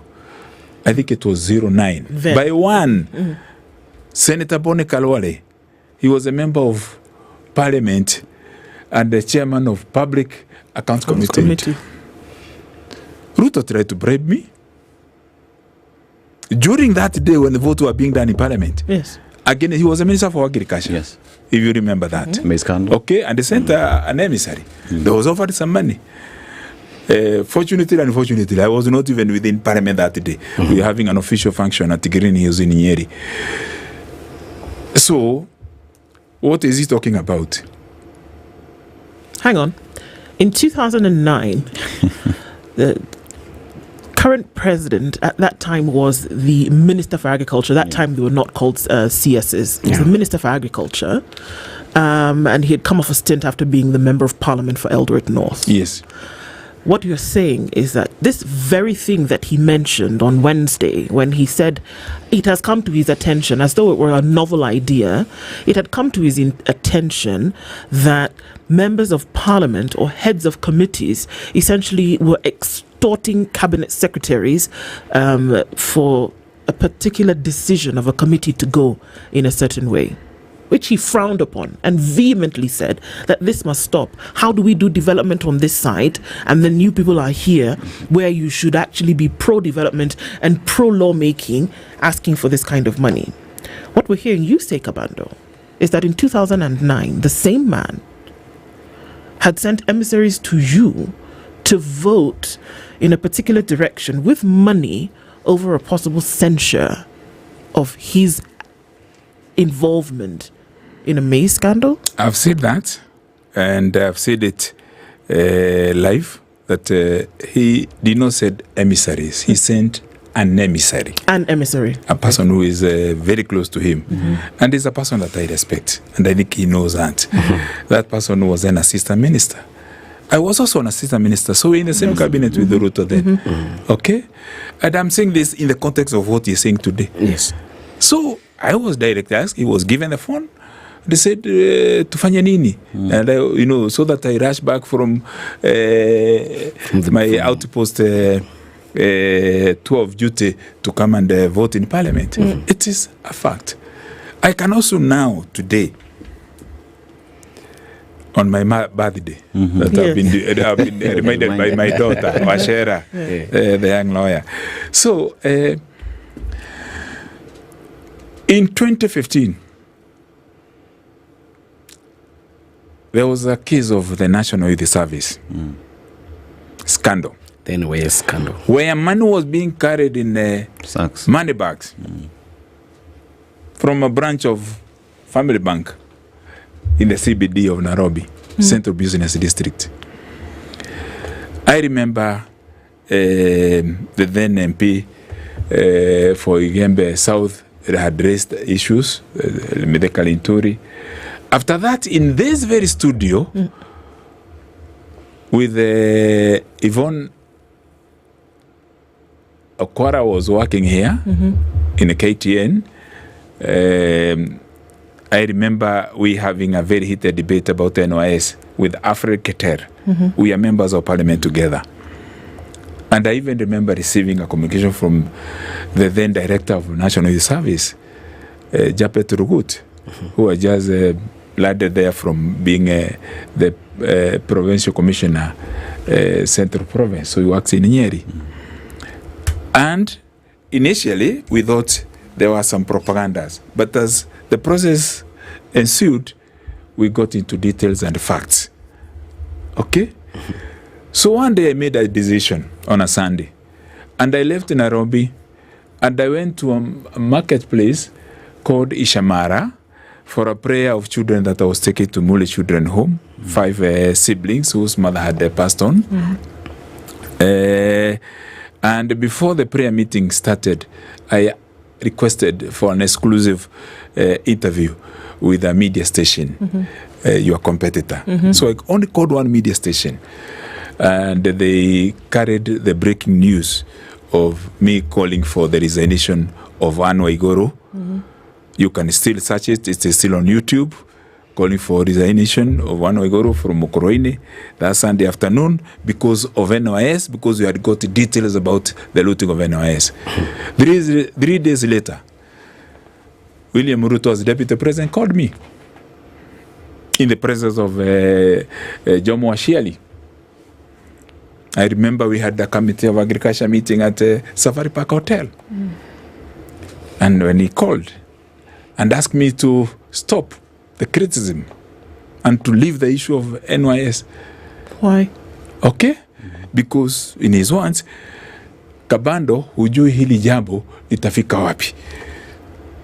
So I did not agree with him. Deputy President, and I swear in the name of my mother and God Almighty, called me William Ruto, asking me to stop speaking about the scandal of National Youth Service when we already had spoken about it. And the following day, That day I spoke to him and I gave Ashari to talk to him. Ashari talked about the different issues. The following day, I led 28 members of parliament. It's on record. You covered it even yourself. And we did a press conference. 4 members of parliament present, 24 members of parliament endorsing the statement from where they were. One group was in Naroko South. The other group was being hosted in Teso by an MP. She is back, called Mary Emase. 28 members of parliament, we gave Uhuru 48 hours to sack Anne Waiguru as a cabinet secretary for youth affairs. So you brought this matter and forward. I was around near, about 5 minutes from here, at Boma Hotel, which is owned by Red Cross. We held a press conference. Who were present physically?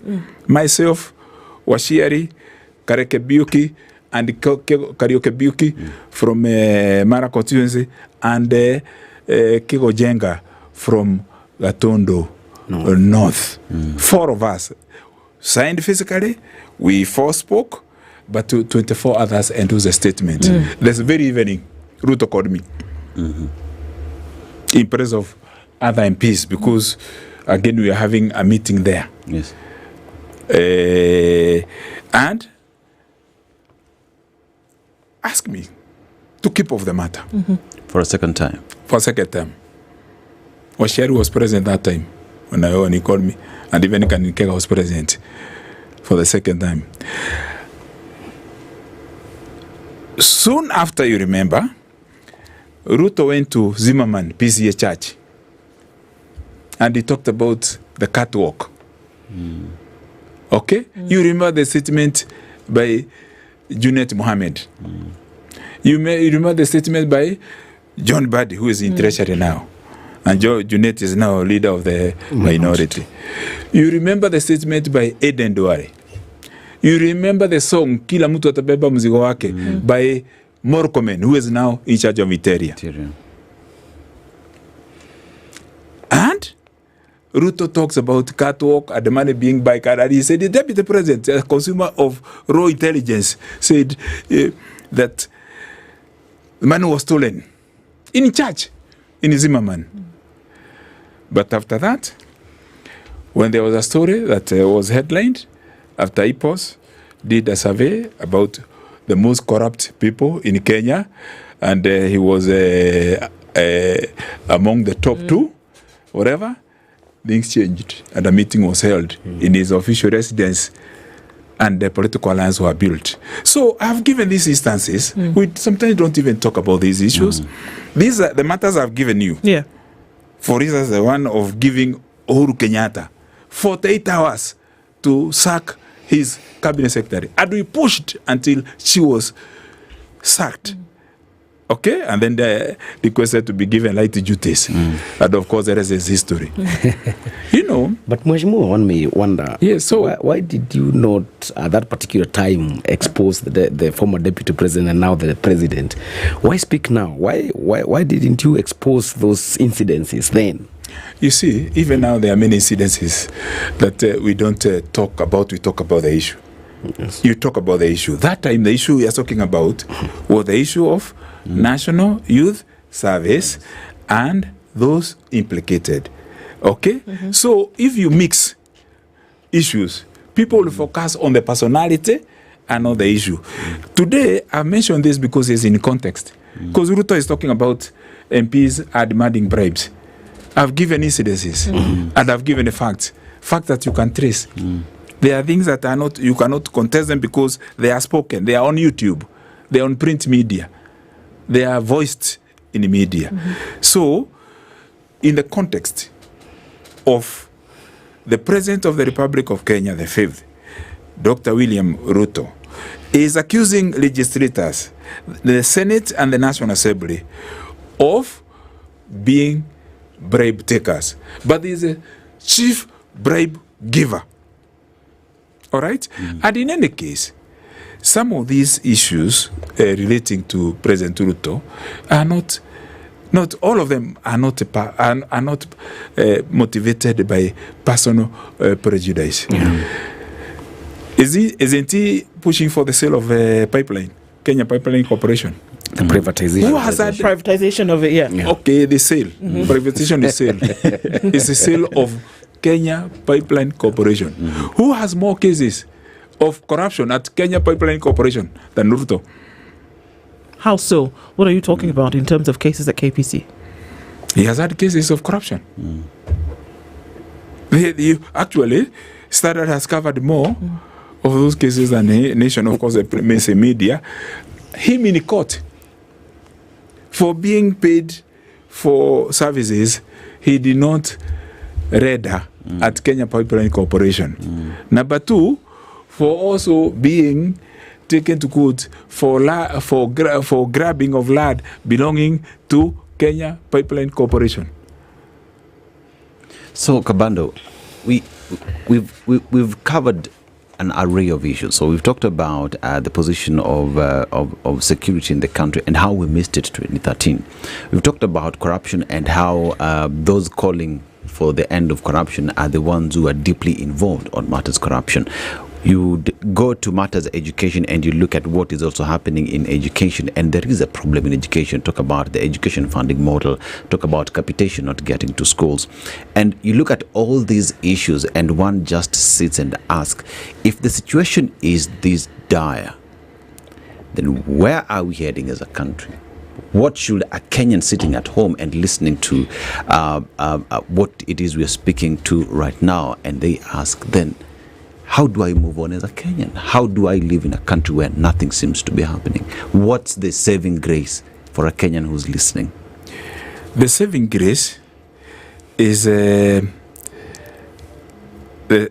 effort and the indomitable spirit of optimism that is Kenya, the Kenyan people. We remember about 23 years ago, Kenya was rated globally as the most optimistic of country. You know what is happening in Kenyan athletics, you know, the inspiration. You see what is happening with the Kenyan Gen Zs globally. The story of the Kenyan Gen Zs opposition, non-violent, fearless, tribeless opposition to the dictatorship, to corruption, the pursuit for accountability, for transparency, for good governance is a very big global story and is inspiring other countries. That's the saving grace. And as my friend Governor Muranga said 2 days ago, while speaking from Homa Bay, we'll be mistaken, we politicians, to imagine that things will be easy in 2027 or countdown to 2027 because the president is getting support from ethnic kingpins and the bigwigs are around, and because he has captured parliament and he has suffocated constitutional agencies that are supposed to promote and protect and defend good governance and the rule of law and constitutionalism because of the youth factor. We speak to young people, they speak to us, we meet them, we read about what they write. There is an unspoken power that is prevailing in Kenya that will bring a shock. Listen to what Ruto is trying to say. Listen to what Raila is saying. Listen to Kalonzo. I've just mentioned those. Even listen to what the former Deputy President Lydiah is saying. Rarely will you hear any complete a speech without mentioning Gen Zs. Because we all know that the unspoken power that is definitely, inevitably going to explode is youth power in the coming. I know I had a discussion with some peers yesterday, some other places in the morning yesterday, and there are questions. Are these Gen Z's young people going to do different from the other young people in the previous times where they just complain and then lament, rant, and then the elections come, they go to the ethnic cocoons and they are domiciled within their tribal arenas. This time it is different if you listen carefully. They may not have settled for their national leader, and they may not have identified with a political party. Even as Ruto is taking young people to State House, the house of the state of Kenya, to give them pikipikis. And I saw one morning while I was driving here, one young person who is asking for mercy and protection because he was deceived at the State House. And they were chased, and now he says he needs his motorbike. We have seen Raila Odinga has taken 2 or 3 young people who were very prominent last year. We have seen Kalonzo talking about that. We have seen even Rigathi facing some young people while in US tour. So that is a saving grace for Kenya, in my view. That there is a population that has conscience. They have consciousness, and they are unlikely to be compromised. And they will be a shocker. You may have a Senegal in Kenya. It happened the other day. You can see who is being celebrated in Kenya. Look at the graffiti on public service vehicles in Kenya. It's Burkina Faso, Ibrahim Traoré. He was not elected. He overthrew a government. But like in 1987, when we were being inspired by the Sire Kabila, riding from Rwanda to Katanga and then to Kinshasa. And yet we are facing an election there as young people in 1987. But we are being inspired by the takeover because young people are impatient, they are puritanical, they have ideologues, they have lofty ideals. They will be a shocker. And we in politics who may assume their presence and who may underrate their determination will go to oblivion. Now, Mheshimiwa, do you think the Gen Z or the youth are going to participate in the 2027 general election, given that most of them are deemed to be keyboard warriors who are only criticizing the government, but when it comes to participating in the electoral process, the question now lingers: will they really participate in voting? And what at it? What about because if there will be a shock, as you put it, then I think the president is also hearing and getting to know that. What about the issue of trying to block them from registering themselves as voters? Thank you very much. When I posted the poster of SpiceFM that will be coming over here, some friends I was with discussed that. And by the way, SpiceFM is highly rated because we get feedback. And we have given this feedback before. One gentleman said I talk about this, and I'm very happy that you have asked about it. Yes. In the past, there is evidence that the youth have voted. That they even have voted for their own. It is clear they are very determined to register as voters now. In fact, unlike before when we had youth apathy, in 2022, nearly 8 million voters did not turn out. Out of the 8 million, about 90% were young people. One Saturday afternoon, we sat with the girl you saw escorting me here, with her peers. And we had a difficulty, myself and 3 other friends. We had a difficulty in the round table with these early millennials and Gen Zs. And we were thinking they were being like disrespectful. Of course, we accommodated them. And one of the friends, a retired media practitioner, stepped forward to moderate. It was in my home, and said, "Let's listen to them." We were like, "Now you people are not agreeing what you are saying." Yes. We had like not a debate, almost like a session with our own children. it came to pass what they were saying. Everything that happened in 2022, the abstention, the dismissal, because they were saying this is a race of hyenas. Sorry to use that analogy. It's a race of hyenas. One will eat you from the foot, the other will eat you from the head. There's no stake for us here. This time around, it is not we politicians who are leading the onslaught on the establishment for opaqueness and for corruption, for incompetence, for brutalities and for killings. It is young people. Be warned that when you find young people ready to die for their country, history has shown that they always surmount, they always dominate, and they triumph.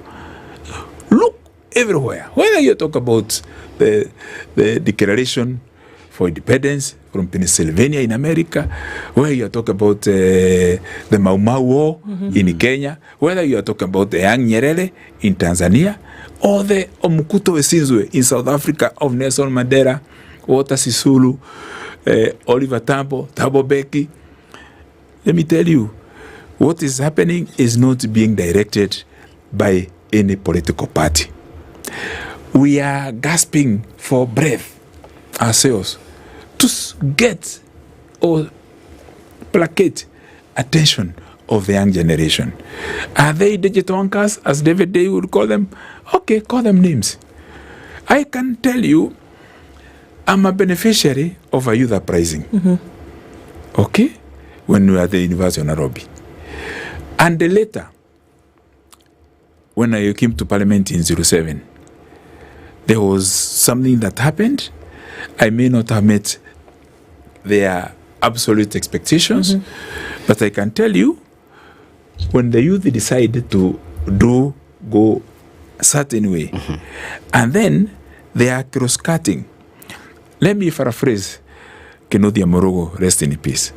Major Kennedy Morogo was a permanent secretary in the first group, the first leadership of the Ministry of Youth Affairs. Remember, Ministry of Youth Affairs was created after the referendum of 2005. We had a small group that I saw with my eyes that presented a paper to Kibaki with 11 points. And point number 7 was about creating Ministry of Youth Affairs. He may not have implemented anything else, but he created, with the pioneer minister being Mohamed Kuti, and the current Comptroller of State House, Katole Metito, being the assistant minister, Kennedy Morogo from the National Youth Service, the Starehian, became the permanent secretary. 2 years later, we are going to 2007 elections. The ministry requested to have a sitting with the members of the 9th Parliament on the youth question. Barely 40 members of Parliament from the 222 attended that sitting at Parliament buildings.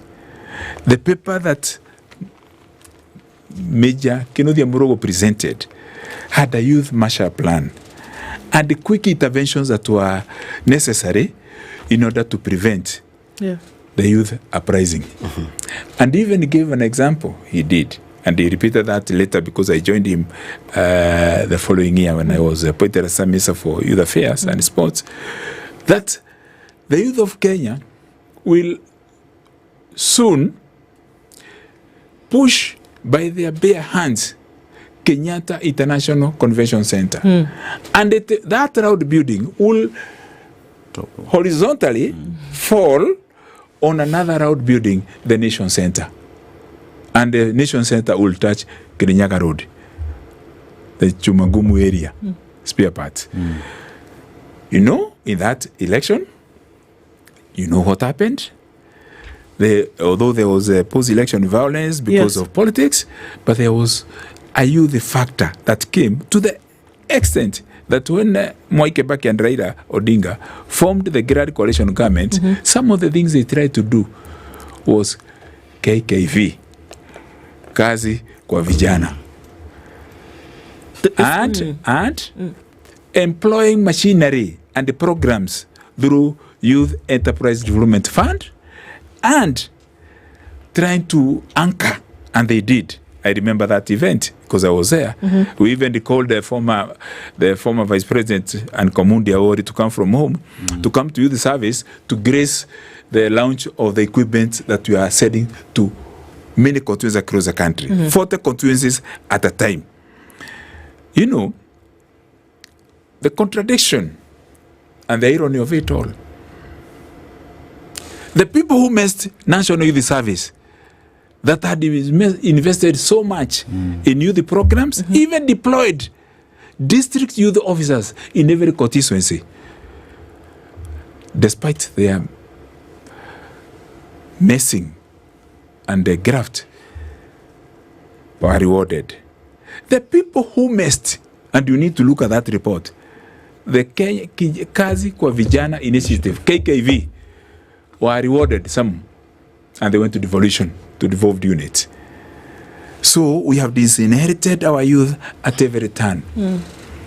We have disinherited them. Even now, I can see the president giving some money for Arabic Stars. Good and welcome.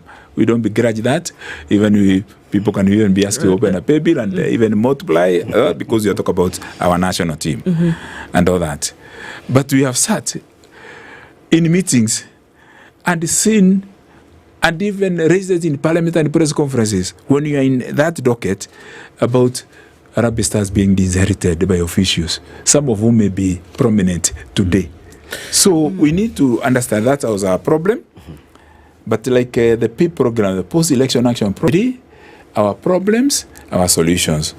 Our rescue is not the individual. Our rescue should be the strategy to upset the system.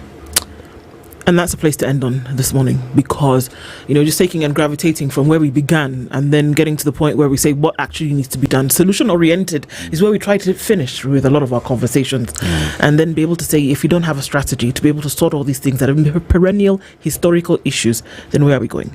Kabando, hope this is not the last time.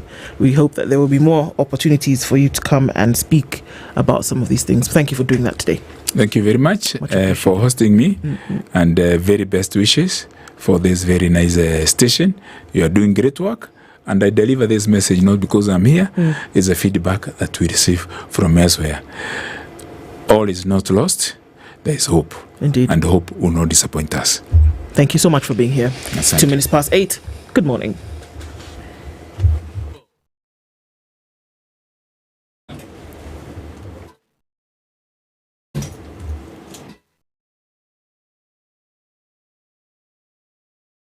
Good morning. This is the Newswire. I'm Leo Ubaga. The 9th Devolution Conference currently underway at Homa Bay High School in Homa Bay County is expected to come to an end today.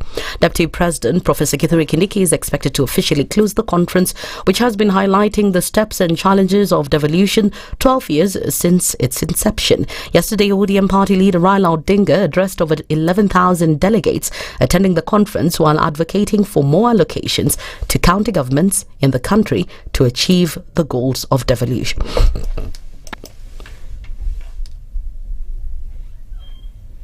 County government are supposed to be oversighted by county assemblies, not the Senate.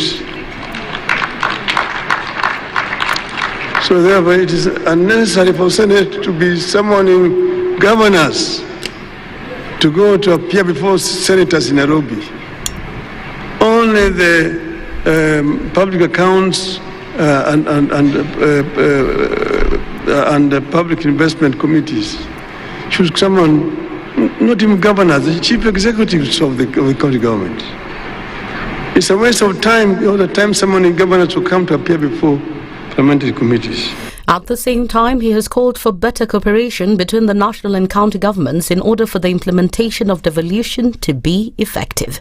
In fact, as that task continues, I want to propose that there be some incentives arrangements between the national government and the counties, through which the national government will reward those counties that deliver the best services in areas like poverty reduction, youth unemployment, and environmental conservation. We need to come up with more transparent and independent performance reporting at the counties that gives the public more access to data. 2 children have drowned in Mombasa in a tragedy that abruptly cut short their family's holiday in the coastal city. The victims, aged 13 and 9, drowned in a swimming pool in Nyali. Their family had travelled from Nairobi for vacation when the incident occurred. The victims, Aisha Muhammad and Hamdi Muhammad, were among 10 children who had come to swim. Speaking after the burial at Kikowani, the family accused the building owner and management of negligence.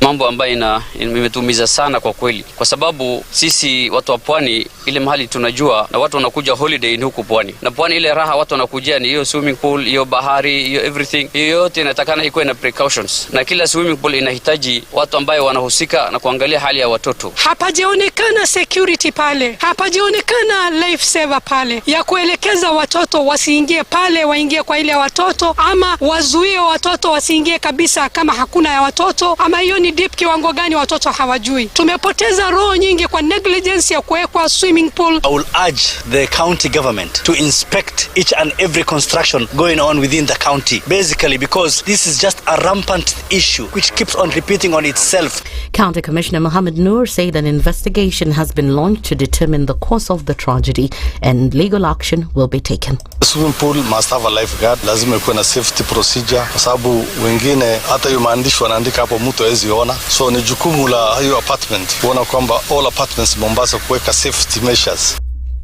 And the Kibera High Court has denied bond to 3 suspects charged with the murder of Charles Ongondowere, the Member of Parliament for Kasipul constituency. Lady Justice Diana Kavedza denied William Imoli, Edwin Odwor and Abel Ochieng bond after the prosecution established compelling reasons for denial of bail. Lady Justice Kavedza stated that the grave nature of the charges combined with existing relationships increases the likelihood of such interference, especially given the organized and coordinated manner in which the offence was allegedly committed. 5 suspects were charged afresh with the murder of Honorable Charles Ongondo following a move by the DPP to consolidate 2 separate cases previously filed at the Kibra and Milimani law courts. Remember that the Standard Group PLC holds the exclusive radio broadcast rights and license for the 2025-2026 English Premier League season in Kenya. All EPL fans are welcome to enjoy live coverage of the matches through our stations, SpiceFM, Radio Maisha and Berur FM. That's the News Wire. I'm Leah Ubaga.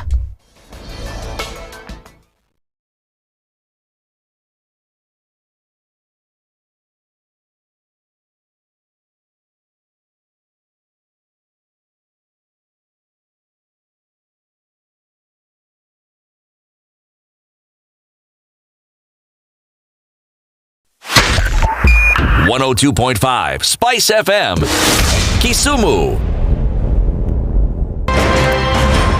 In this country, 6 families and 8,000 Kenyans control 90% of the GDP. We are not a country. We are a plantation. We work for Ruto. When you're telling the judges court orders are papers or they will not obey court orders, they're sitting and you're seeking orders from them. So how are they supposed to interpret it? Isn't it an oxymoron? When you see a judiciary that seems to be under some control somewhere, you start questioning. We have very powerful governors, but they don't use their offices to serve the people. If you are not shameful to do what you are doing, why should we protect you? I'm human. Everybody's human. So when you're told, kuja tuongee, I mean, you'd be a fool to say, stagi kuongea today. Conversations have to be had, you know? People in leadership should only go into leadership if they are ready and willing to change the lot of the people. The Situation Room, Kenya's biggest conversation. Good morning, and I love your show. Thank you. Having come from a Kikuyu radio background, I migrated to Spice because of the content. I was born in a slum, but somehow I got a break in life. So sometimes when you see the sweating coming out because of the passion and whatever it is, behind the noise, there are people. And we share the same umbilical cord. It shouldn't be like that. I am so disappointed. We used to tell Honorable Raila Amolo Odinga that he's doing politics of conmanship. And even President Uhuru Kenyatta, serikali hii ndio iko na conmanship ya hali ya juu. You cannot promise people that you reduce tax, then you double. In politics, there is the issue of trust. For you to turn around and then stab the same people who gave you that trust, there is no other level of dishonesty. Imabo, utaona dunia tu. The Situation Room, Kenya's biggest conversation. One of the things that are ailing our country is negative ethnicity. You find you as a state officer, instead of thinking as a Kenyan, you think like a tribal person. Let me tell you something. The biggest problem we have had in this country is a leadership deficit. There is nothing that you are going to do in the process of change if you are not a risk taker. So you really have to pursue your vision to a logical conclusion and even be ready to step on people's toes. When it comes to the economy, you can run away with it. They say statistics are like bikinis. They reveal a lot, but they conceal the vitals. And so government people would throw statistics at you and tell you they're revealing a lot of information to you, but it's really concealing the real vitals. We need to get out of that, because when we want to grow our democracy, one basic thing that really requires to be understood by the political class, by all of us, is institutions are critical. This is the Situation Room, the only way to start your day. Good morning, and I love your show. Thank you. Having come from a Kikuyu radio background, I migrated to Spice because of the content. I was born in a slum, but somehow I got a break in life. So sometimes when you see the sweating coming out because of the passion and whatever it is, behind the noise, there are people. And we share the same umbilical cord. It shouldn't be like that. I am so disappointed. We used to tell Honorable Raila Amolo Odinga that he's doing politics of conmanship. And even President Uhuru Kenyatta, serikali hii ndio iko na conmanship ya hali ya juu. You cannot promise people that you reduce tax, then you double. In politics, there is the issue of trust. For you to turn around and then stab the same people who gave you that trust, there is no other level of dishonesty. Imabo, utaona dunia tu. The Situation Room, Kenya's biggest conversation. Mature, intelligent talk every morning. Spice up yourself.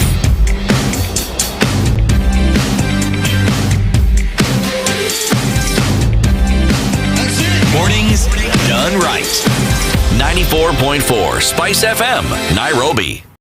A very good morning, and it's coming into a few minutes after 8 o'clock, 12 minutes actually to be specific. And this is a Situation Room, getting into our final conversation for this week. And as we do, what to do with your wealth. And you'll see why that's an apt conversation for the one that we're getting into this morning. There's never a better time to take control of your financial future. So when we say now is your time for wealth, we know exactly what we're talking about. The folks at Standard Chartered definitely also understanding this as well. We know that now is the time for wealth. We're not just throwing around a tagline. We're just saying it's time to be deliberate with your money, your goals, and your legacy. Standard Chartered Priority Banking offers a comprehensive approach to managing your finances, meeting both your current lifestyle needs and your future aspirations. So whether you're thinking about starting a portfolio or streamlining your assets, the advice is personalized, it's strategic, and tailored to where you are in life. And I get it. When you've worked so hard to build something, trust and security become everything. You want a partner who's not just competent but consistent, someone who protects what matters and helps you grow it. That's what you get with Standard Chartered, a solid, trusted partner who understands wealth isn't just about money. It's about the people, values, and futures behind it. So today, email wealth.ke@sc.com to begin your journey, because your time is now. And Aseto, we're getting into the weekend where you need to be connected on certain things, no? Yes, and you know, this weekend, especially when it's cold like this, what do you want to do? You just want to curl up on the couch with the duvet. Exactly. The duvet. And while doing that, you want to sit down and stream your movies, listen to your music. If you have meetings here and there, I know people are closing in biasharas over the weekend. How do you do that? You need a reliable internet service provider and internet service pretty much. What are we talking about? We're talking about Safaricom Home Fiber that comes in and tells you you this August, because we understand how things are, we are giving you double the speeds at what price? 25% discount. And you're talking about a different array of plans. You're talking about bronze, silver, gold, and diamond. These Safaricom tells you we will come give you free router, we will give you free maintenance, we'll also give you free installation. Yani, double speeds, 25% discount, and all these things we're talking about are free, including even when there is downtime. You know, there is maintenance happening. What do they give you? 5 GB of data for your life. You know, quality of life to be easy. I keep telling you guys, me, I'm ambassador of good life. Yes, and yes. I'm not ashamed to say it. You know, good internet, fast speeds. That is the way to go. If you want to get enrolled, especially for the new subscribers, you get to enjoy all these. *400# or go to My Safaricom app and get signed. These offers started on the 1st of August and goes all the way to the 31st of August. So time is running. We are mid-month, but you still have time. Safaricom Home Fiber feels good to be home. Absolutely fantastic. All right, so we're getting into a conversation this hour, and it's a 424.6 million shilling conversation, and we're going to be going into some of the intrigues of that. Joining us in the studio this morning is the winner of that jackpot, and you're asking yourself, okay, what exactly is going on? Well, I'll tell you. Joining us in the studio this morning is Boniface Kamau. He's a Sports Pesa mega jackpot winner, and he's here with us this morning. We're going to have that conversation. Boniface, good morning. Morning. How are you doing? I'm okay. You sure?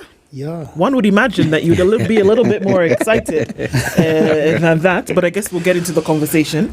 Welcome to the hot seat of the Situation Room. One would imagine that your pockets are burning right about now, but we'll look into the intrigues of how this all happens and beyond the money, isn't it? What exactly this does mean. And you tell us a little bit of your story, and we'll get into that this morning. Before we do, as we normally do, we welcome you with today's proverb. We would like to get your interpretation of that proverb. Is that okay? Yeah, and you see, just like you, now that you'll be flying first class, we also flew first class to Botswana, where we'll be getting our proverb today.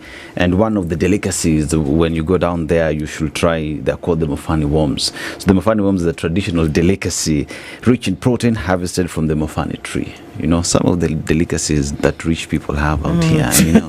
Yeah, but then again, if you go down there, they're diamonds, right? Yeah. So also if you want to buy your loved ones diamonds, Botswana is the place to go. But then again, let's go to the proverb. A crushed calabash can still be used to draw water. A crushed calabash can still be used to draw water. How would you interpret that?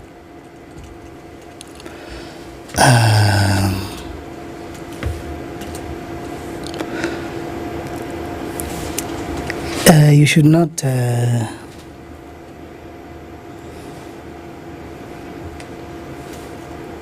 you should not despise anyone because of his background or something, because one day he can become someone important. Yeah. Well said. Well said, indeed. Well said. He can become someone important tomorrow. Yes. And of course, within the circumstances, perhaps that's what we're talking about today. All right. So the world suddenly knows who you are because you won through a jackpot 424.6 million shillings. Okay. How did that get about?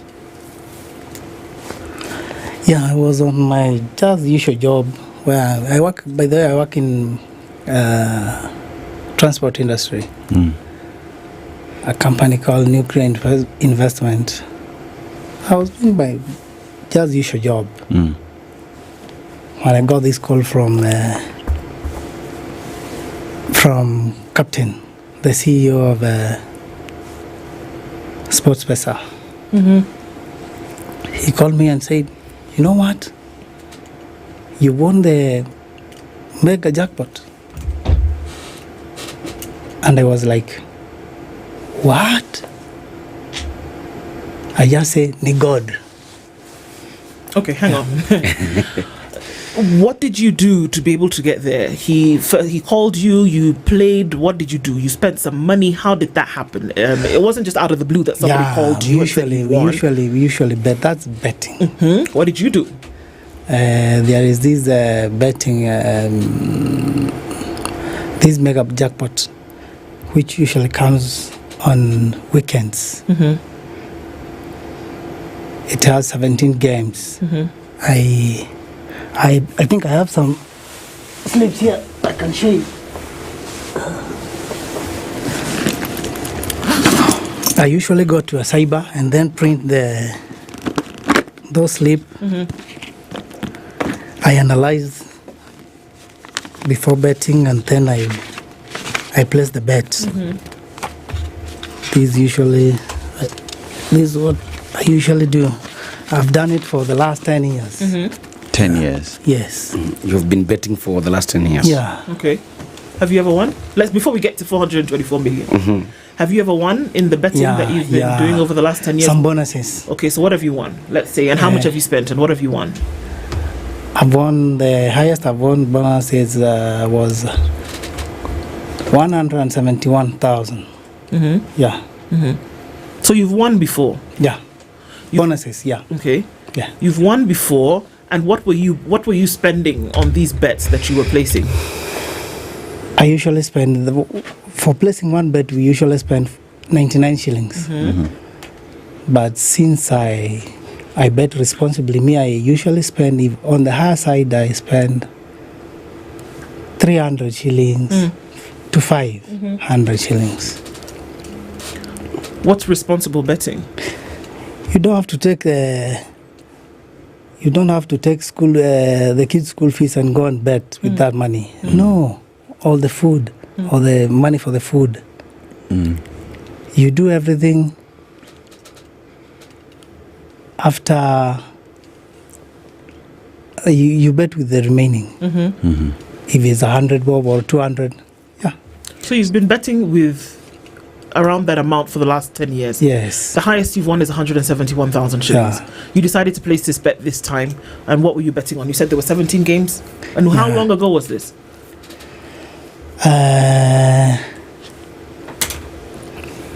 It was on 3rd. Let me see. It was on 3rd. The games were starting at 5. I placed the bet. Yet you can see it. There are about 17 games. I placed the bet when I was on my usual job, booking and ticketing. And there were some hitches here and there because after placing, I didn't have the money. So I had to call guy from M-Pesa. Where? Niwekea 500. And then akaniwekea, and then you did that thing. Yeah. Yes, somebody may ask, how did you decide on the bet that won? Is it the gut feeling, the research? How did you? I know it's hard if you've never. for us who bet, it's very easy. As you can see, there are 2 teams here. The one is the one which is on home ground. There is, as you can see, this is the home, draw and away. So you bet. You see the first team, like here is Sakobruj and Anderlecht. Sakobruj wako home ground. Unasema you analyze using your whatever you analyze with. We usually analyze using the history. You see this team, if the research. If it's away, this team it's usually draws or it usually wins. That's what we normally do. Okay. So after analyzing, then you place the bet. You see the total of the games are 17 games, but you can decide to place 13 games. But the money is not the same. For 13 game it's smaller. For 14, 13 it goes up. So as we speak right now, with the winnings that you've received thus far, how has that changed your life, or how would that change your life? Definitely that will change my life, because I was living in a rental I won't rent anymore.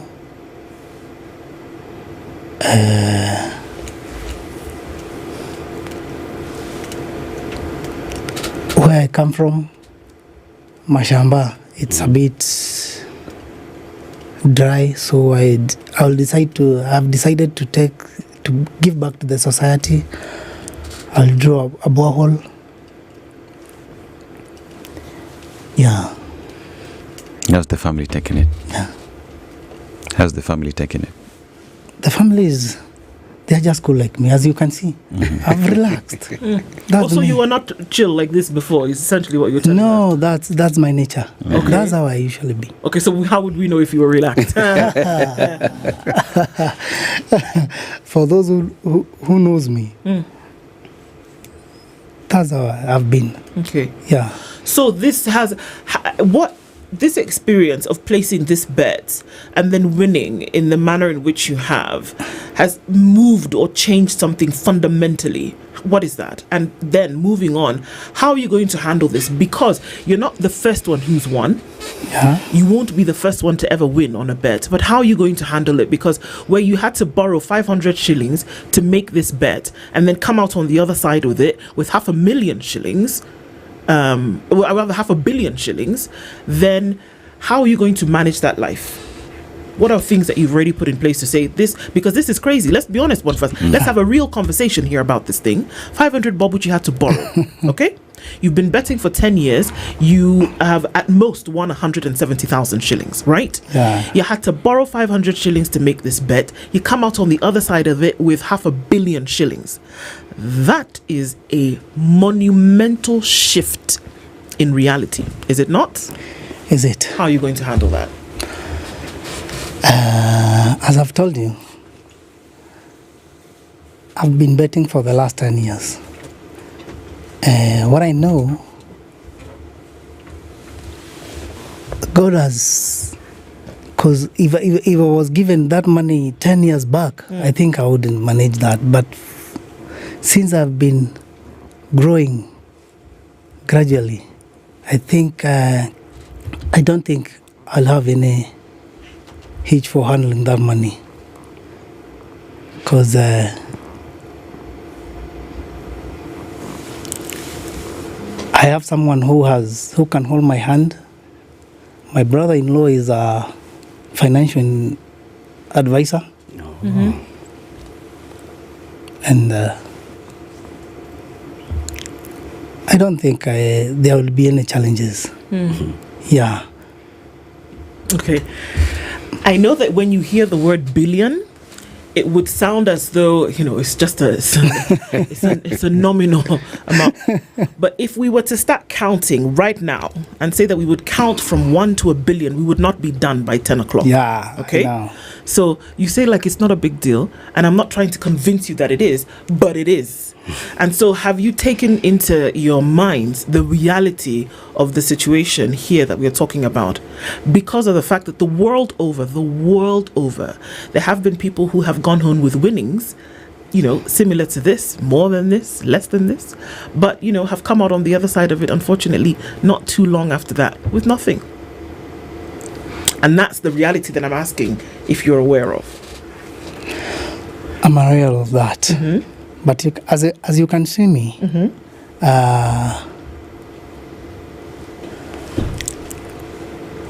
let's say I don't see there won't be any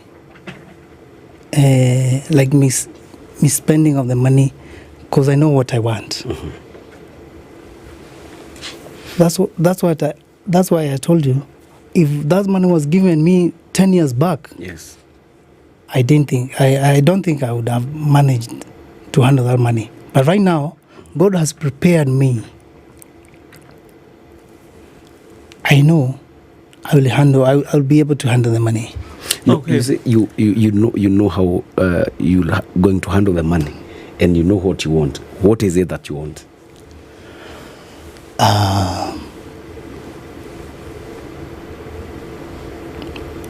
In terms of investment, I don't think I will start investing with like real estate or no.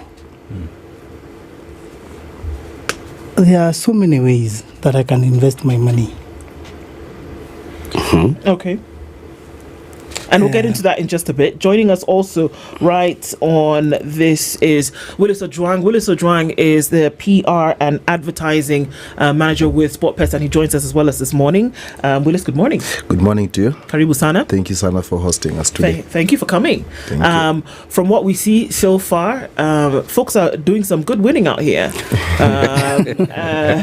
If we can be so scarce with our adjectives and use just good, but okay, let's go with that. Okay. And then, the question on everybody's minds this morning is that how does one win $1 billion shillings on a bet of 500 bob?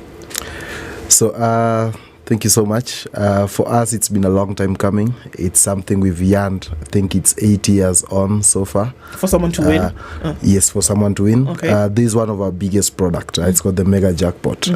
It's a product that since SportPesa, for those who know the journey of SportPesa, since our return sometime in 2019, it reset, started at 100 million, and it's been growing week on week whenever it's not won. So it grew to 200, 300, 400, and eventually one man, Boni Kamau, bagged it at 424. So it's possible. All it takes is actually it would have taken him just 99 shillings to win from analysis of predicting the correct outcome of all the 17 games. And yes, it's realistic, it's real. He's here, the man is here. He has his winnings, which were paid instantly. And yes, 424 million, $500 million. It's true. It's possible. It's been done by him. He's right here. And we are really proud of him to have bagged this amount. I mean, when such happens, I mean, it's great that Boniface has this, and there is also another company, SportPesa. But then again, in the management of these funds, do you have it in you as a company in holding who you'd call your partners, like say now Boni, in ensuring that this money is managed and spent well, or is it Umashinda? It's been real. Yeah. So in our history as a company, I think we like to handhold our customers really dear, especially we know not only in Kenya but in other countries there are people who won lotteries and all that, but 1 year, 1 month down the line, some of them have nothing to show. So in our history, we ensure that we handhold and we guide our customers. Of course, the final decision lies with them, but we link them up with financial advisors. We link them up with investment advisors and investment groups in terms of to just guide them what is it that they can do with their money. So that has already, that financial literacy part, it's a work in progress. We've already had quite a number of sessions since we had Boni as our winner. And we know out of it, he will come out with an informed decision. And just to say, as we did his unveiling 2 days ago, joining us to just push that credibility were also two of our past jackpot winners. We had Abisai who bagged 220 and someone called Ogada who bagged 230 million. So I think courtesy of the advice that we gave them, these are people who to date still enjoy the fruits of their winnings. They went into the right financial advice literacy sessions and they were able to make the right informed decisions. And yes, their monies have changed their lives. We were joking with Boni, telling him that this is money that needs to transform and make an impact just beyond him, even to his children, to his grandchildren. And with the right financial advice and decisions that will solely rely with him, we are very confident this is money that will impact not only just him and his family, but even his community and generations to come. Do you know that somebody's going to win, Willis? We didn't know. So just tell us how it works, because folks are curious. Yeah. Tell us how it works exactly, because you know that there's going to be a jackpot. Yes. For example, isn't it? Yes. But you don't know that somebody will win it. It is just there. Yes. Explain to us how it works, please. So how it works is, for those who are familiar with the gaming industry. So our mega jackpot consists of 17 games. So we have 17 games. Even right now, after it was won, of course, it was reset to 100 million. It wasn't won the past weekend. Right now, it's 100 million 600 and something thousand. So how it works is we have the 17 games, and those who are familiar with football outcomes, it's either the home team wins or the away team wins or it's a draw. So what happens is on the 17 games, you need to predict whether game number 1, is it the home team that will win? Game number 2, is it the away team that will win? Game number 3, will it be a draw, home or away win? So that's exactly what Boni did. Fortunately for that week, or unfortunately, one game was not played. That was game number 8. And whenever a game is not played, we go into a public draw. A public draw is an open process where joining us with the Betting Control and Licensing Board, we have what I would say a blower machine or a draw machine that has 3 balls, just predicting the outcomes of this. So it's blown randomly, and then the machine picks one, which determines the outcome of the game, just like draws are done across all the sports. So Boni had already predicted 16 games, so he had already predicted the correct outcomes of the 16 games. Of all the 16 games. Okay. And lucky for him, I think he goes into a proper analysis. Every week he prints out what we would say are the jackpot games of that week. And so his 16 had already ticked green. So what he was waiting for was the outcome of the one game that was not played, which was game number 8. And his prediction for that is that the game would end up in a draw, be it a 1-1 or a 2-2 or a 0-0. And lucky for him, I think this is the biggest luck of the year, lucky for him, the outcome of the draw came out as X, which was a draw. And that meant that his correct predictions of 17 out of 17 came out right. And he told you all of this information after you noticed that he had won? No. Okay. We knew this information. You've been following up with him beforehand? Yes. We follow up with all our customers, because on the back end, we're able to see in terms of what number. So if it's me who placed the jackpot, for instance, which of course staff we are not allowed to, we would already see that already, even with the 16 games played, there's someone who's already gotten all the 16 right. All right. And in fact, he had multiple bets. And if you look at what his balance is, he actually does not have the 424. He has 426. Okay. So one of his predictions also earned a bonus. Yeah. All right. So let's come back and ask then where all this money comes from. We'll do that in just a minute. Okay. Willis is also here with us as the public relations and advertising marketing manager with Sport Pesa, as well as jackpot winner Boniface Kamau. We're looking into the intrigues of this. We'll come back and look at some intrigues of betting and ask questions that public want to know. Okay. We'll come back and do that when we come back from this break. And no better time than to tell you what to do with your wealth. You know what keeps people up at night? The idea that everything they've built, or in this case won, could be lost, either through poor advice or market downtimes. And that's why wealth preservation and risk management are key pillars at Standard Chartered Priority Banking. You might want to give them a call. Their expert teams don't just guide you, they protect your assets from market fluctuations, economic shocks, and unexpected risks. Add that to their specialized investment advice and portfolio management, and you've got a recipe for building sustainable long-term wealth. And for those overwhelmed by endless options, from real estate to international investments, you get expert help to optimize decision making. So it's not just about growing wealth, it's about guarding and growing wisely and with clarity. Your path to smart, protected, and informed wealth starts with one email: wealth.ke@sc.com. This is your time at 23 minutes to 9.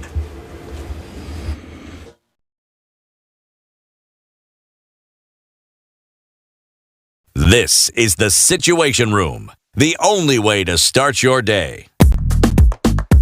A little sharing goes a long way with Safaricom. Dad, thanks for helping me find those shoes on IG this morning. Your internet shopping skills are on point. Of course. Maybe Nulem say. And thanks for sending me that TikTok dance. Atim Nasamaga, it slapped me. Aki, Dad, no one says that. Mom, thanks for the call before the quiz. Who knew you'd be so good at remembering those dates? Well, I do try. And thanks for sharing those hilarious memes on the family WhatsApp group. I needed the laugh. My day was going sideways. And when they come home, the connection gets even better. Guys, the show is starting. Are you guys ready? Just a minute. Let me finish this online course. Almost done with my game, Dad. Just after I beat you.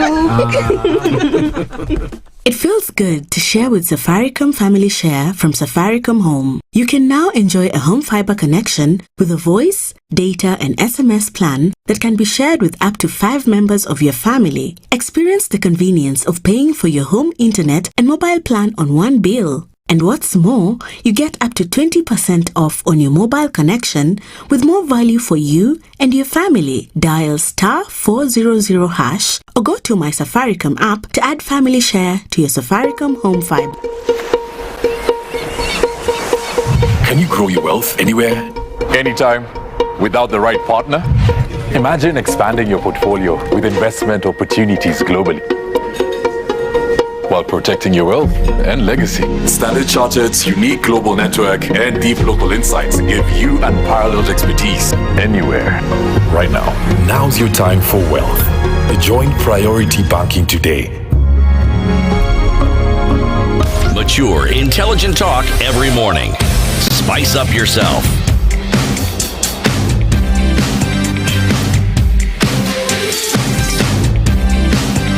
Mornings done right.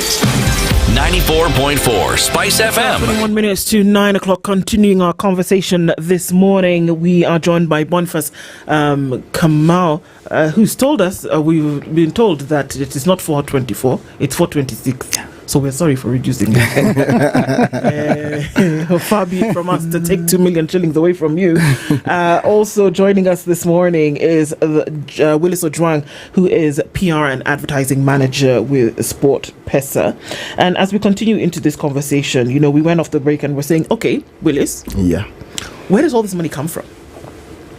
So all this money, of course, comes from the bets, or what I would call the stakes that, of course, customers put. That's, of course, how betting works. It's out of the stake that someone gets their winnings from. Mm-hmm. Fortunately, there's a good rule, and why SportPesa is really stamps a lot of authority is for the mega jackpot. People asking, where is he going to be paid this money in installments and all that. Remember, we've not had the SportPesa mega jackpot won in almost 7 to 8 years. Mm-hmm. So week on week. But it's been played. It's been played week on week. Yeah, okay. That's how it got to increase from 100, 101 all the way to 424 million. Mm-hmm. Now, in terms of just security for us and all, this money is guaranteed to be paid, because every other week, whenever the SportPesa mega jackpot is not won, we have a fixed account where this money exists, so that whenever it's won, all we do is just transfer right to the owner. Okay. So this money does not sit with us. Mm-hmm. We will not say that we have to go and get this money or start paying boni in installments or something. Mm-hmm. So of course, the resultant of the grand prize is, of course, from the stakes. Just like any other sports betting works. Okay. Yeah. So, Bonnie, you have the money in your account. If you were to do bank to M-Pesa, and you would be able to see the money's in your account. Now you have it? The money is in my SportPesa wallet account. It's still with SportPesa? It has not hit. We've done the paperwork. Mm-hmm. So anytime it will hit in my account. Mm. Yeah. Okay.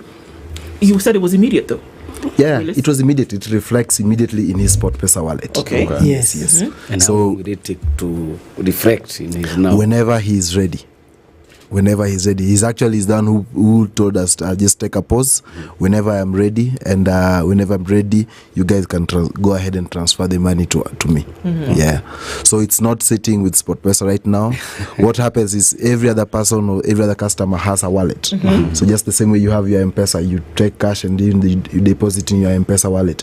In as much as it's sitting with Safaricom and all, it is your money. Okay. So immediately, instantly, the money got transferred, and he got a congratulations message that evening that he's won, and so the money is right now is in his wallet. Okay. Yeah. There's a building west of us. Yes. It's a tall building. And within that building, there are men and women whose job it is to make sure that Caesar gets what is Caesar. What belongs to Caesar. So, does 426 million remain with Boni? Mm-hmm. Or do the good men and women in Times Tower have their bit? So SportPesa, I think we come out as we've received awards year in, year out in terms of one of the best taxpayers. So in terms of giving Caesar what belongs to Caesar, Caesar rightfully has what belongs to him or her, if we were to give Caesar gender. So luckily for Boni, until about a month ago, there were taxes on winnings. Mm-hmm. So of course there are taxes on stakes and there are taxes on winnings. So until about a month ago, the taxes on winnings used to be 20%. So if you won 100 shillings, what you would get in your wallet was 80 shillings. So what would pay you was 80. Mm-hmm. However, there was a new regulation that came in place that reduced the tax on winnings from 20% to 5%. Mm-hmm. So ideally, if you would have won 100 shillings, you would get 95 shillings, and then then we would give Caesar 5 shillings. But now, since SportPesa is really mindful of the customer, we decided why not treat our customers to a better experience. So we decided to absorb even the 5% that was to be gotten from our winners to come over to our side. So we decided to leave our customers of the 5% burden. So I can tentatively say that the entire 426 million goes, every shilling goes into bonus pockets. So where do you get the 5 shillings again? The 5%. Yes. We are getting it. We are offsetting that on behalf of our customers. Why are you being so nice? We're being so nice because we are mindful of them. We know they've handheld us for years in, year out, and of course that just adds to what goodwill we extend to our customers as well. Yes. You see, when you talk about the betting business, as it were, so there is the aspect of stakes being given, our winners, we also have losers and all that. But then again, let's extrapolate that and look at what other things SportPesa is doing. So let's look at the investment in sporting activities in the country. Let's look at giving back to the community. And one would just ask, just what has been the impact that SportPesa has had to the society that is Kenya, if one would ask? Okay. If we were to start narrating what impact SportPesa has had since its inception, we'd probably need an entire day. So proudly, we normally say no one does, since we, of course, from our name sports, our biggest investments go into the sports and talent ecosystem. So over the years, 10 years on, I think we've made the greatest impact in terms of supporting sports development and growth in this country. Right now, if we were to go into the most loved sports, for instance, football, we've just announced our partnership with the Football Kenya Federation, and in the next few weeks to come, we'll be unveiling and launching what we are trying to do to grow and elevate sports in this country. So that's just the most recent one that we announced. But in terms of supporting community clubs, we support 3 of the biggest community clubs in Kenya that plays in the Kenyan Premier League.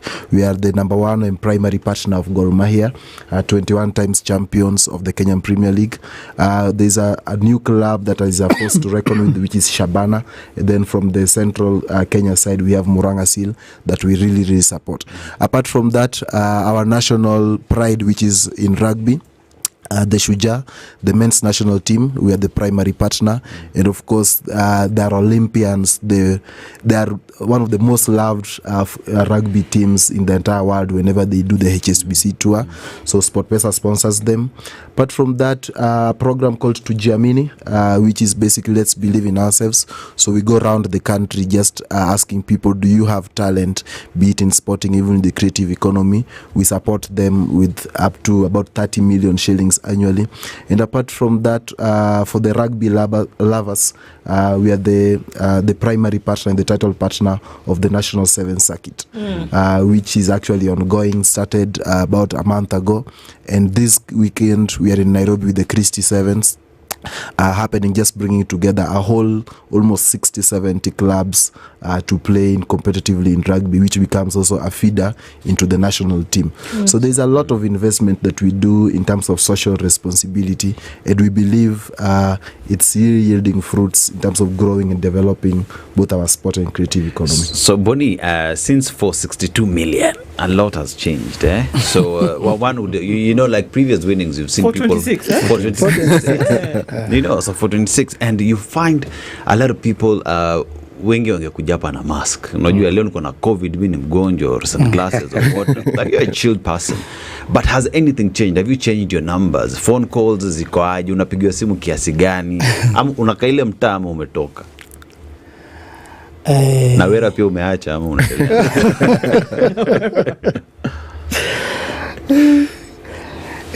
Phone calls, there's some mingi, a lot. For the phone number, I've changed. Yeah. So unaingiaje kwa account ya SportPesa na namba mpya? Saizi singi. Nimejipe break kwanza. Okay. Yeah. Saizi singi mpaka a while. Kwenye nilikuwa naishi nako chini ya maji. Yeah. Unatembeaje mtaa? Rife ama juu ya kusumbuliwa. Yeah. Kukopa marafiki wanataka pesa. phone calls, mtu mmoja kupigia for the last 5 years akupigia, so unaona tu kuamue wanakusumbua, so decide to Machorea. So let's look at this, yeah? So you know, like once you get half a biggie, it's not just little money. This would be like some budgets for some counties, just some supplementary budgets, yeah. But here now we're talking about he's received that money. You find you're taking him through first of all social support, which is important, financial management, but then again there is the aspect of security. Because I remember even when the first guy won, I remember the kind of security this guy received was crazy. So as we talk about him right now, because now he's exposed out there, everyone knows he has 462 million. How are you handling that? More money. 426. Please, can you add the money so Aseto can be happy? 426. Security aspect of it all. Are you also sorting him out in terms of that, ensuring that even Nakamehama and Akaplace Fiti until everything is now settled? So just like you said, this is not any mean amount. In fact, I tried wrapping my head around it, and I was telling myself, if I were to earn 1 million shillings every month, and that is net income, it would take me 35 years to gather that money without spending the million in every month.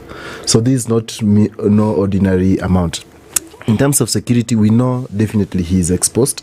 And just like you were asking him, other people would come with masks and all that, probably to just fake an identity. But he's here, he has all the details to show. So we are mindful of what his security looks like. That has already been properly taken care of, because there are those, of course, who will think he's for 26 million, he's walking around with the money probably in some bag or something, but that is not the case. So in terms of his security, we are very mindful of that, not just he's alone, but he's even together with the family. So that is properly been taken care of. And just like we did with Abisai and Ogada and everything, we've never had any breaches of security. What if I don't want to come around with you after this is done? I win the jackpot. Bonnie, did you want to be out in the open? There was a jackpot winner. It was announced, and then now everybody knows who you are. You could have won 500 million shillings and then remained in your home, but. How comfortable did it make you? And what if I wanted to be anonymous? If I wanted to maintain a certain level of anonymity. After winning, could I not do that? So that's really interesting. In our terms and conditions, it's very clear, not only for the mega jackpot, but even in our midweek jackpots, that whenever it's won, we need to have some unveiling. The reason we do that is, in fact, it's the very same customers that play that would demand, they would demand to see, we want to know who the winner is, because otherwise they would actually think that we faked a winner, or they would actually think that there is no winner that exists. So that's why we have Bonnie to show. And suppose it was not him who won, and then the following day he got to receive that the news that someone else was won, he would also, as an ardent player, for our information, in fact, he's played 2,914 times ever since he registered with SportPesa. So had it not been him, and then he had that someone else is the one who's won, he would actually demand as what they normally say as an investor, to see who is this. Is he someone who exists? Is it a real win?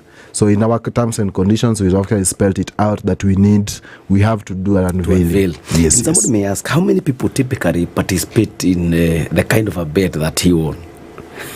So it's quite a number. Of course, it's one of the most trusted betting and gaming product in the country. So we see quite some good numbers, so hundreds of thousands perhaps, who place their bets week in, week out. So approximately one would ask another difficult question if you can answer.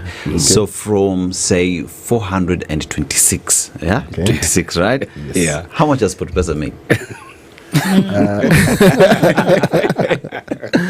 Just like Standard Group, I'm sure Standard Group probably, in as much as it's listed and all, the numbers are there. Standard Group is a business, and it has to be in business, and so is SportPesa.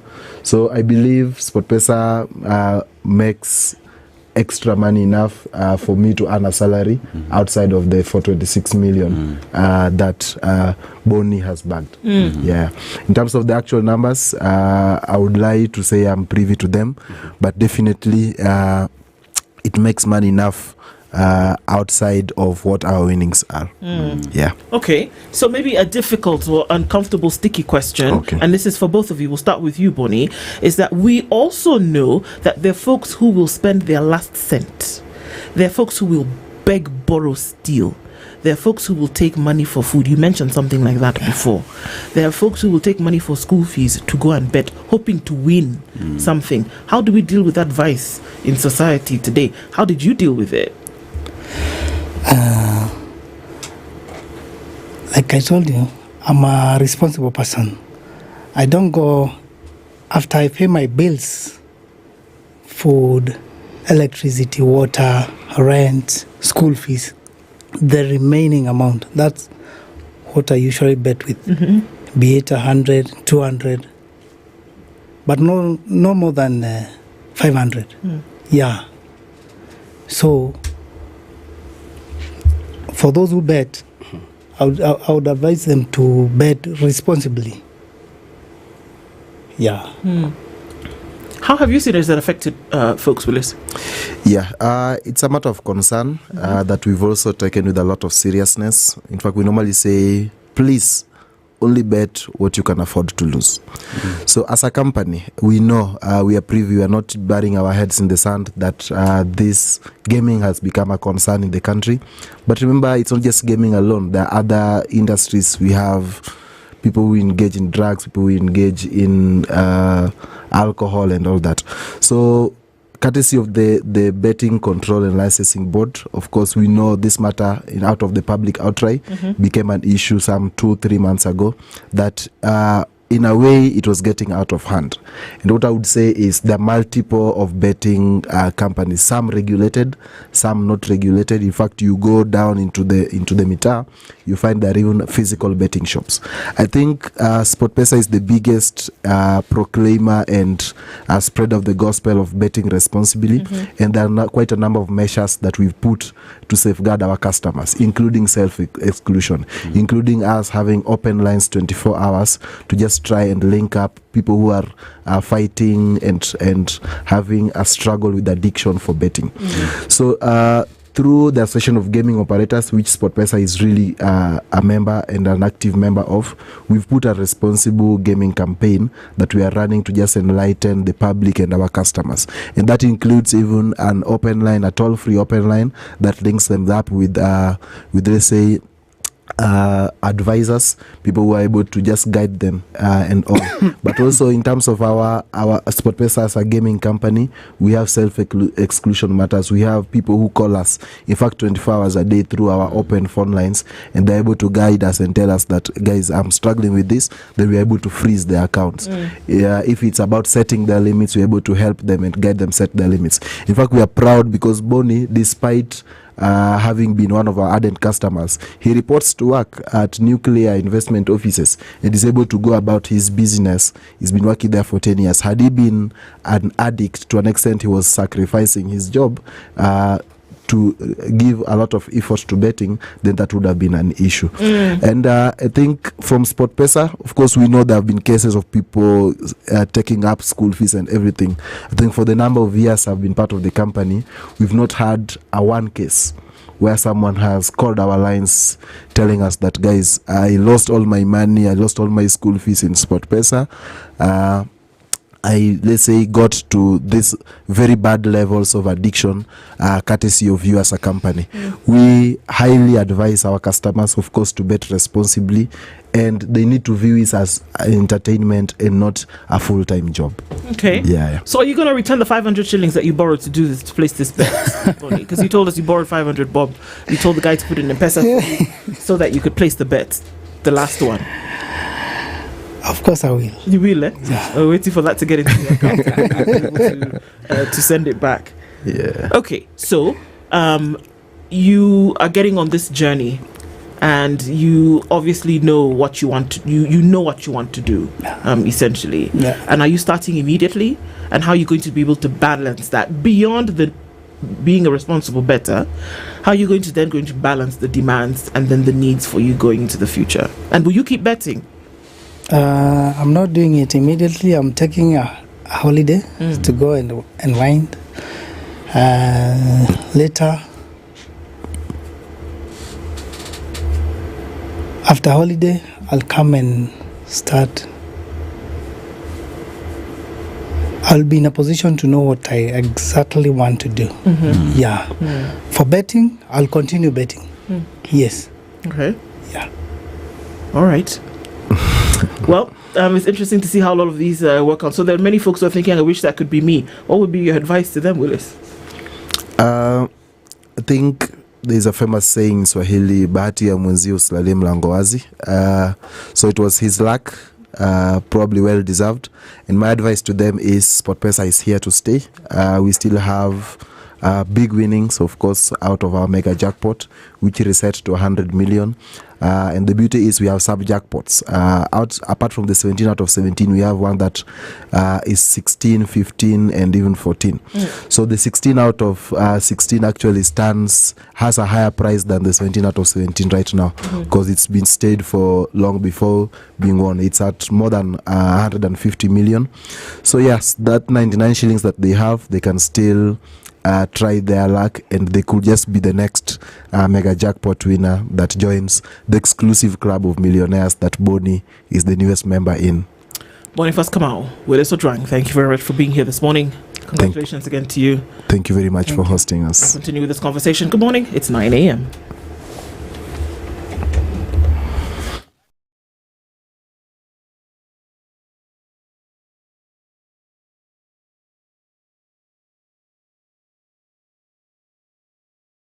Good morning.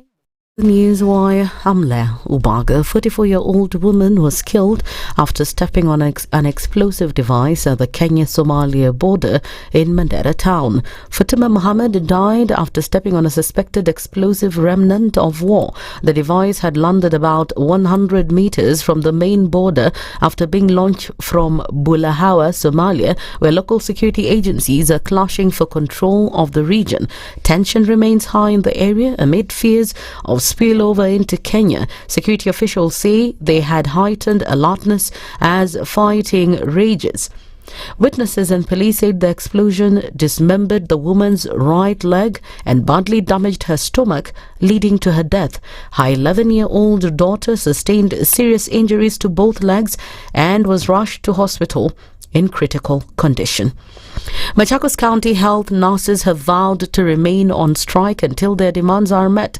Leading the protest, Non-County Secretary General Michael Saka says they'll not be intimidated by the county's continued disregard for them.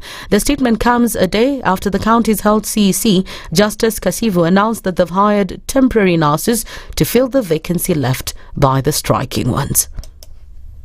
We had an agreement with the government, and we came up with a very good roadmap. The government has refused in totality to even look at the agreement. They are disowning the agreement, yet they signed it.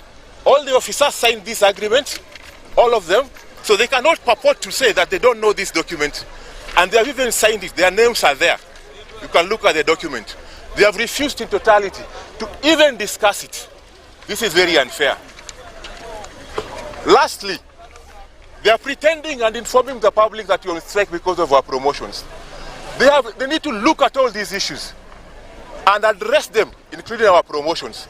Public Service Cabinet Secretary Geoffrey Ruku has called on residents of the northeastern region to take advantage of the President's directive and register for national identity cards in large numbers. He said that access to government services and national opportunity begins with proper documentation. Speaking during a government outreach mission in Mandera County, the CS said the government has removed all barriers that previously hindered residents from acquiring IDs and other essential documents. He announced that a new Huduma Center will soon be set up in Elwak to bring these services closer to the people.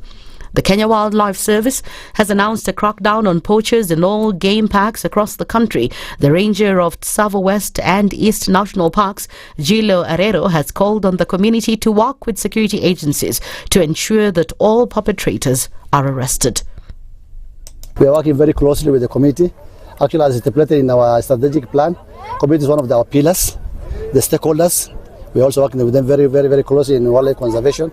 So I think we are doing very well, especially now the issue of the poaching has now gone, it has decreased by almost 95%. So the main issues that we have is small poaching, is the bushmeats. Even that we're also addressing through our stakeholders, because we are doing what we call education awareness. We are doing community barasas. So now people are now aware of the importance of conserving wildlife. The Women's Empowerment meeting scheduled to be chaired by the Deputy President Kithure Kindiki today at the Kwanzas Girls High School in Trans Nzoia County has been postponed to September 6th.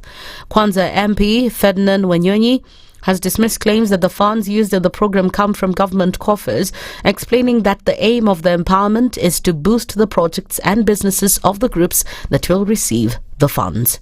Deputy President hatakuwa nafasi ya kuja leo tarehe 15 kwa empowerment na members of parliament wengi, kwa sababu takuwa na shughuli zingine. Vikundi ambao zinakuja ni zile ambao ziko registered. This empowerment is just to empower groups that have got objective. Hii pesa ambayo tunatoa itoki kwa serikali, inatoka kwa mifuko zetu. Mtu asiseme Ruto is giving out money for whatever reason. No. This is money which is actually our own money, and you are plowing back the money, be able to assist them kufanya biashara. Some people are against it because they don't understand. Uliza, utaambiwa.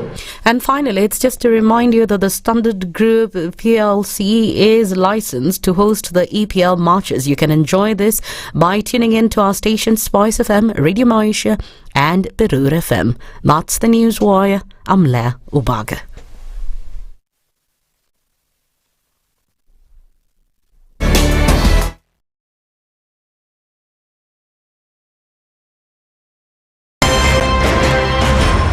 Waliletea fujo Moi mpaka wakapata cooperation. Wakakuja wakasumbua Kibaki mpaka wakachukua nusu mkate. Wamekuja wakazungusha Uhuru hapo mpaka wakaenda na handshake, program yetu ikapotea, BBI ikaendelea, tukazama, tukaingia kwa madeni. Sasa mimi nimewaambia, hii serikali hii, mimi nawaambia hii serikali ni ya mahasla. Hakuna nusu mkate, hakuna handshake, hakuna hiyo borojo. Jana nimeona wale wazee tulishinda. Ati hiyo mzee akisema ati he will not be coerced or intimidated to joining our government. Wewe mzee sikia. We have no business within our government. Hatuna haja na hatugojei wewe. We are not looking for you and we have no time. Stop saying that people can force you to come to this government. Forget about being forced or coerced. We are not interested because sisi tuko na kazi ya kufanya. Kama kuna mtu ako na namba ya William Ruto, arekodi hii video mtumie. Maisha yangu tangu nizaliwe sijawahi kuona mtu muongo, mfisadi, baradhuli, dhabdhabina kama William Samoei Ruto. Mimi Hassan Joho nikitaka kuongea, mimi I don't even dream of engaging with them. Ati huyu akitaka aje ongee sio na mimi niongee na Ruto nini? Mimi nikamtafute atanipa nini?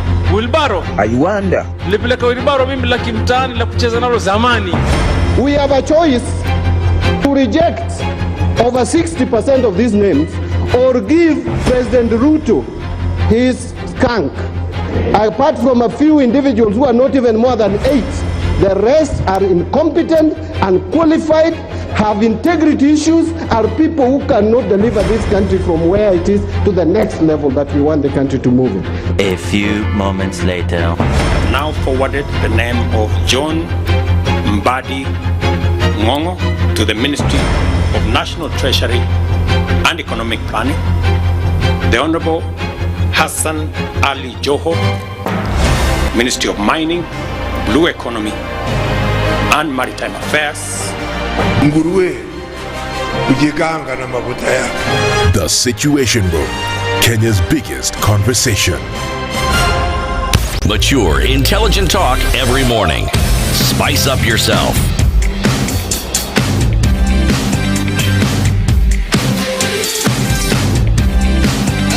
Mornings done right. 94.4 Spice FM, Nairobi. Mature, intelligent talk every morning. Spice up yourself. The situation for this week. Tuned in online to our YouTube to Facebook and on X. Our audience on KTN. Mornings done right. 94.4 Spice FM, Nairobi. This is the Situation Room. You're connecting us, and you said that we can get to the online, mobile, and on radio. And it's Instagram still chilly out at there. Spice So, FM leave KE. everything that you're doing if you're not connected. Mature, intelligent talk every morning. Spice up yourself. Safaricom Home Fiber. Why is it important? Because it's coming with a 25% discount. And even while getting the discount, you're getting Mornings done right. 94.4 Spice FM, Nairobi. You do what? Stream. Watch your movies. Attend your meetings. If you want to, as well as just make sure that everything is good, you are able to watch your nanny from away. You're able to do that because Safaricom Home Fiber will enable you to do that. All these across all the available bundles. We're talking about silver, talking about bronze, talking about gold and diamond platforms. And for you to be able to get these, you dial star 400 hash or go to my Safaricom app where you're able to connect. This is available to all the new subscribers of Safaricom Home Fiber Internet, and with this you're getting reliable and fast internet. What are you waiting for is the question. Safaricom Home Fiber feels good to be home. Usichelewe. Indeed it does. And when we're talking about protecting or investing, your wealth isn't just about what you earn or invest, it's about what you pass on. And for many high net worth individuals, when we're looking at this wealth pass on, legacy and values matter just as much as capital. At Standard Chartered Priority Banking, they go the extra mile to ensure that everything that you need in terms of protecting your legacy and your wealth goes beyond the numbers. Their teams help you with estate planning, ensuring your wealth transfers seamlessly while also preserving the values you hold dear. In a world that's constantly shifting, economically, politically, even tax-wise, adapting to change is crucial with Standard Chartered. You're not just reacting, you are actually prepared. This is more than financial success. It's about sustained intentional wealth. So start your journey today. Email wealth.ke@sc.com, because if not now, then when? And remember that now, not later, now is your time for wealth. All right. It's Friday. It is Healthy Friday, and we look at certain things. There have been stuff that has been swirling around. It's HIV today. It's malaria tomorrow. It's rubella and chicken pox the day after that. It's measles. It's polio. It's cholera. My goodness, it's everything. It's monkeypox. And so today our conversation is around preventative care as well as public health. These are some of the things that we're looking at this morning. And to help us out in this conversation today, going into that is Brown Ashira Olali. He's the Secretary General and CEO of the Kenya Environmental Health and Public Health Practitioners Union. Most definitely. Yes, that's a mouthful, but it's a good one because we'll get into it. Preventative medicine and public health in Kenya is what we're going to be looking at today. Brown, good morning. Good morning to you. Welcome to the Situation Room. Thank you. You're in the hot seat of the Situation Room. I like this place because this is where situations are shaped and everything is actually done. This is where conversations actually shaped, and I'm happy to be here today. Thank you for being here with us today. We're going to get into the nitty-gritty in just a little bit. We're going to give you a little bit of work to do. Yeah. Because Dennis is in another country this week. Okay. We go to the continent's countries and we bring back their proverbs.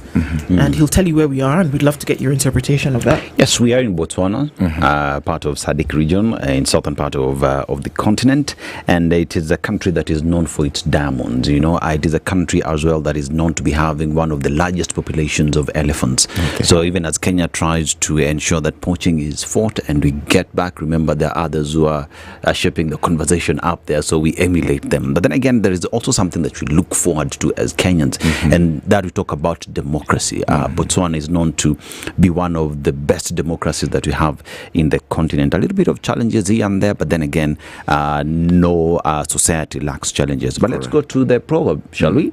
A crushed calabash can still be used to draw water.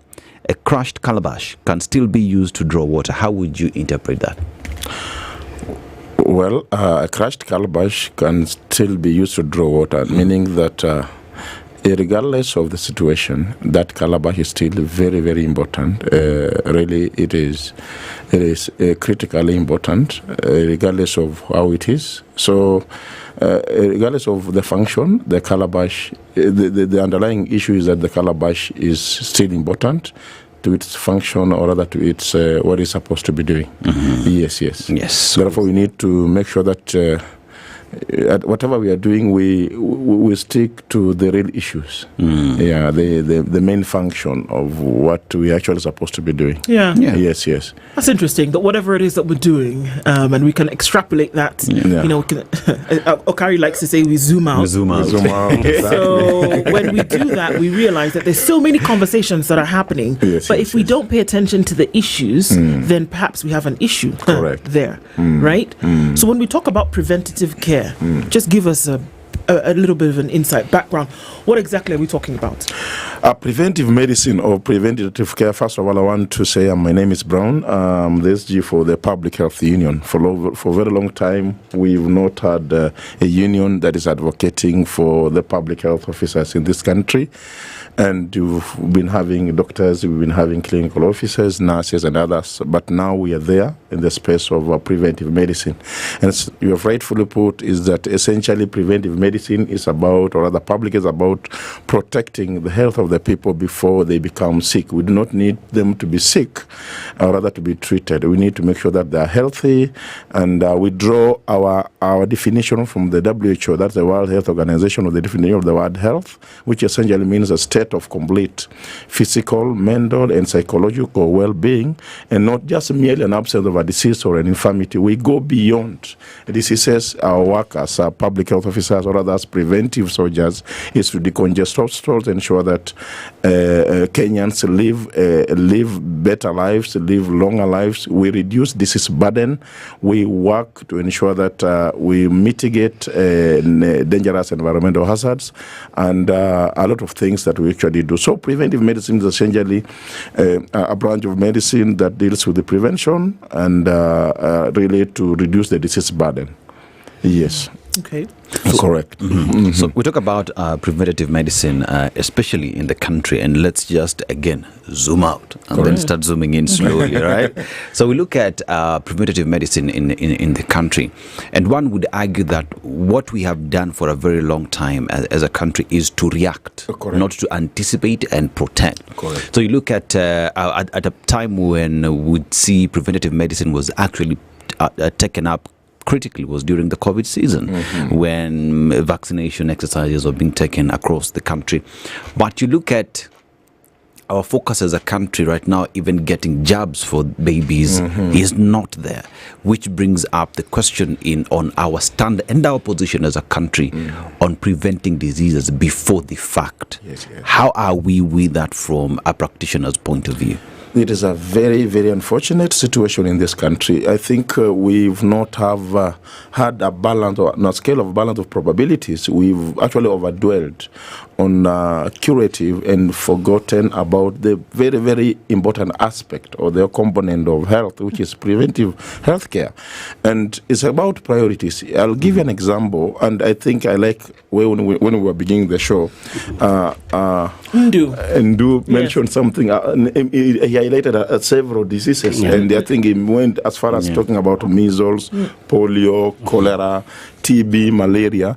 At this point in time, we should not be talking about emerging, even mpox, emerging diseases. Right now, we are talking about cases actually upsurging up in terms of mpox. But really, it's about priority. We've not really invested heavily in preventive medicine. If I can be able to jog your brain a bit, going by the budget that was actually done last time, you realize even what was given, allocated to preventive medicine was very small to public health. It's actually very small. It tells you how we have misplaced priorities. And I think we had a lot of faith, and we still have faith in the current CS for health, because he said when he came in the office that he's actually going to be able to give each and every cadre an opportunity to discharge their mandate fully. And we are expecting to see public health officers coming on the front. What I'm saying is this, is that we cannot be talking about the top 10 diseases. Like the top 10 diseases are preventable, highly preventable. And when we can be able to impress, and you gave a very good example of COVID-19, when simple measures like even washing hands with soap, putting on a mask, a social distancing proved to be very, very effective. And we need to have this discussion go beyond and yonder, and even talk about cancers, non-communicable diseases, diabetes, hypertension, cancers. They're actually claiming lives, and they can actually, those non-communicable can still be cut down if we embrace healthy eating habits, even the diet, even exercise, and all those things. Those are the things that, as a country, for us to make a very important steps, we must be able to balance and rather provide a balance between preventive and curative. And that's why even in the Ministry of Health, we have two state departments. We have that for medical services, led by the Honorable P.S. Oluga, and the one led by the State Department of Public Health and Prevention, led by Honorable Mudhoni Muriuki. And therefore, those two state departments are actually very critical in the service delivery of the healthcare in this country. Therefore, what we need to do as a country, I think we need to balance what we do, even the funding aspect, even when we are doing recruitment. Let's make sure that whatsoever we are giving to curative, we are actually empowering the preventive side, so that we can be able to have a wholesome, a holistic approach in terms of health. Okay. Yes. Yes. You say prevention is better than cure. Correct. So from where you see it, what are the main obstacles Kenya faces in implementing the preventive health programs? We have systemic, what I can say systemic problems, ranging from, they are both systemic and structural. Because when I say systemic, we are talking about in HR issues, we are talking about even financing, public health financing. Those are systemic issues. And unless we agree as a country that we really need to empower the public health sector, then we'll be still talking about measles, even this time. We'll be talking about polio even right now. So we have those systemic problems. The HR, we have the very weak surveillance systems. The public health surveillance systems. Surveillance system, we do tracking of diseases as public health. We have disease surveillance coordinators at various points. At the points of entry, we do screening and all those. But you look at even the workforce, the disease surveillance coordinators, actually very few. They retire, we don't replace them. And the workload keeps on going. The population keeps on increasing. And we don't even talk about having these disease surveillance coordinators, having these public health officers being empowered and even being capacity built. So we have systemic problems, we have financial problems, we have, of course, priority. When I talk about priorities, that there's this notion that, preventive is better than cure. But how long do we embrace that notion? We talk about prevention on this other side, then we talk about cure on this other side, but we don't even balance the two. So those are the issues that we're actually talking about. Do we get it wrong? Because let's look at how what eventually will become universal health coverage has been structured. The Social Health Authority then being the vehicle on which this is going to be delivered. Yes. And one of the tiers for a fund is critical care. Correct. So by the time you get to critical care, the prevention, you've chucked it out of the window a long time ago. Correct. So the preventative care is at the bottom of the totem pole. Correct. It's here. But the question would be, shouldn't that be where a lot of the funds go? You should have, if the model that is being chased, that critical care should actually be receiving the least amount of funds, the most funds should go to your tier one. Exactly. Should go to your primary healthcare. Exactly. Is that not what we're saying? That's what I'm saying, exactly. And if you look at the levels of healthcare in this country, we have up from level 1 to level 6. But if you look at level 1, where the primary healthcare is the system of Kenya in this country is like we operate like a hub and spoke. The hub is the bigger, the sub-county hospitals, and where if in the event these diseases are not managed here, we can now maybe refer them to the hub. But the spokes need to have the bigger say. And it's at that spoke, or rather that level 1, that we have most of the activities. That's where we interact with the most common one. That's where we have problems. We're talking about, we're living in a country where we have challenges in terms of even water. We have issues with the pit latrines, toilets. We don't have enough toilets. I mean, you go to a county, like, for example, I want to give an example of Turkana or Lamu. We're having still issues with the open defecation. People do not have toilets, and as if we do not bother. And that's why we keep seeing a lot of cholera emerging, because there's no, number one, there's no water. We don't have enough conservancy systems. Those are the toilets, the pit latrines, and what have you. And again, the hygiene standards, if you don't have water, it means that the hygiene standards are actually very low. And we keep a lot of money in, we invest a lot in buying medical equipment. Like, we saw what happened in Muranga. Muranga did a good job, and I think the governor of Muranga tried to do something about dialysis. But I keep asking them, well, you put up very good machines for dialysis, you put up very nice hospitals, but how many PHOs have we employed, for example? How many public health officers have we employed? How many preventive, how many monies have you put in preventive aspect? And then he'll tell you, maybe I think we have our priorities wrong. So we need to ensure that we balance. And I keep saying at level 1 is where, if something is not done at the level 1, ensure it's not done at all. For example, it's at level 1, at that community level, at that household level that we talk about issues to do with the tobacco. For example, we talk about when you smoke tobacco, for example, you can get cancer. For example, if you don't sleep in a mosquito net, you can get, for example, malaria. For example, if you do sex, you don't practice safe sex, you can be able to get STDs or other HIV and AIDS. It is that at that level, because that's the level that you really interact with a common person. But that discussion is not there, because when we wake up, we talk about, we need to go to level 6, we need to empower, put a lot of money in level 6, but we forget that if we can be able to control it at that level 1, we can always have it done. We can reduce diseases from level 1. In fact, going up there, we might not even have much to talk about if we can be able to get it right from level 1. Brown, you know, as I hear you speak, most of preventative aspect of public health seems as though it's just, first of all, proper communication. I'll give you an example. Correct. If you go to some parts of this country, Nyanza, you'd find huge banners, billboards, Kikipielka. There is no open defecation in this area. You know what I mean? And as you have this discussion, if you look at now how the counties now would pick up this matter, it's first of all in just having conversations with the locals on the importance of having pit latrines and not defecating in the open, and connecting that to cholera cases that could have been reported in the area. You talk about issues to do with safe sex. It starts with a conversation. Practice safe sex, use a condom, have one partner, and being committed to a single partner as well. It starts from a conversation point of view. When you talk about dialysis and whatnot, it's about changing your lifestyle and how eating good foods and whatnot would help you. But all we think about is, to which big pharma are we going to get this medication? Which equipment are we getting in? Because we are ready to treat the sick. We are not ready to reduce the number of sick people that come to our facilities. So, which goes to now the community health promoters and whatnot.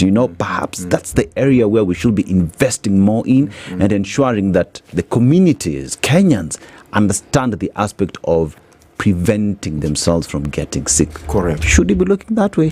That is true. I want to thank the president. When our president came into power, he had that understanding of preventive medicine. That's why even he went further to provide some stipend to the community health promoters. Community health promoters is not a new idea. I think I need to put it, to contextualize it. It is these people, we have been having them. They used to call community health volunteers. But again, during them times, we didn't actually have a stipend for them. But when the president came in, I think he provided a stipend for these people. A stipend meaning that actually it built their morale to be able to work. And as public health officers, we used to work with them and we supervise them. So where we get it wrong is who is advising the president? If you look at the state council, the state advisors of the president, I've been saying this as a union, we've been saying as practitioners, within the state advisors of the president, we also need to have preventive public health officers who will sit there to advise the president. As much as we're talking about cancer, as much as we're talking about medical equipment, as much as we're talking about drugs, we also need to talk about behavior change, for example, attitude change. Maybe the problem we're having in this country is not even about the diseases, it's maybe about the attitude, it's maybe about behavior. Maybe we've been eating a lot of pizza, maybe we've been eating a lot of chips, for example. We have not been eating the right food, for example. Maybe we have deviated from what we really need to do, and maybe Kenyans need to just hear that, and maybe we reduce the disease burden. But the people who surround our president and even our CS are really, I want to say, that they appear biased towards curative, and that's why you keep seeing really emerging and re-emerging issues. I'll give an example of SHA. As you give the example, yes, give the rationale behind why it's more lucrative to be in the curative medicine space. But why should it be what will it gain when you fall sick? No, but you've just said that folks who are surrounding the president are leaning towards the curative care. Why? I mean, that's the only area you can, I don't want to mention, I think you talked about challenges, and that's an area that maybe you get the people who are governing this country, most of them are coming from that area. I think there's an issue about governance.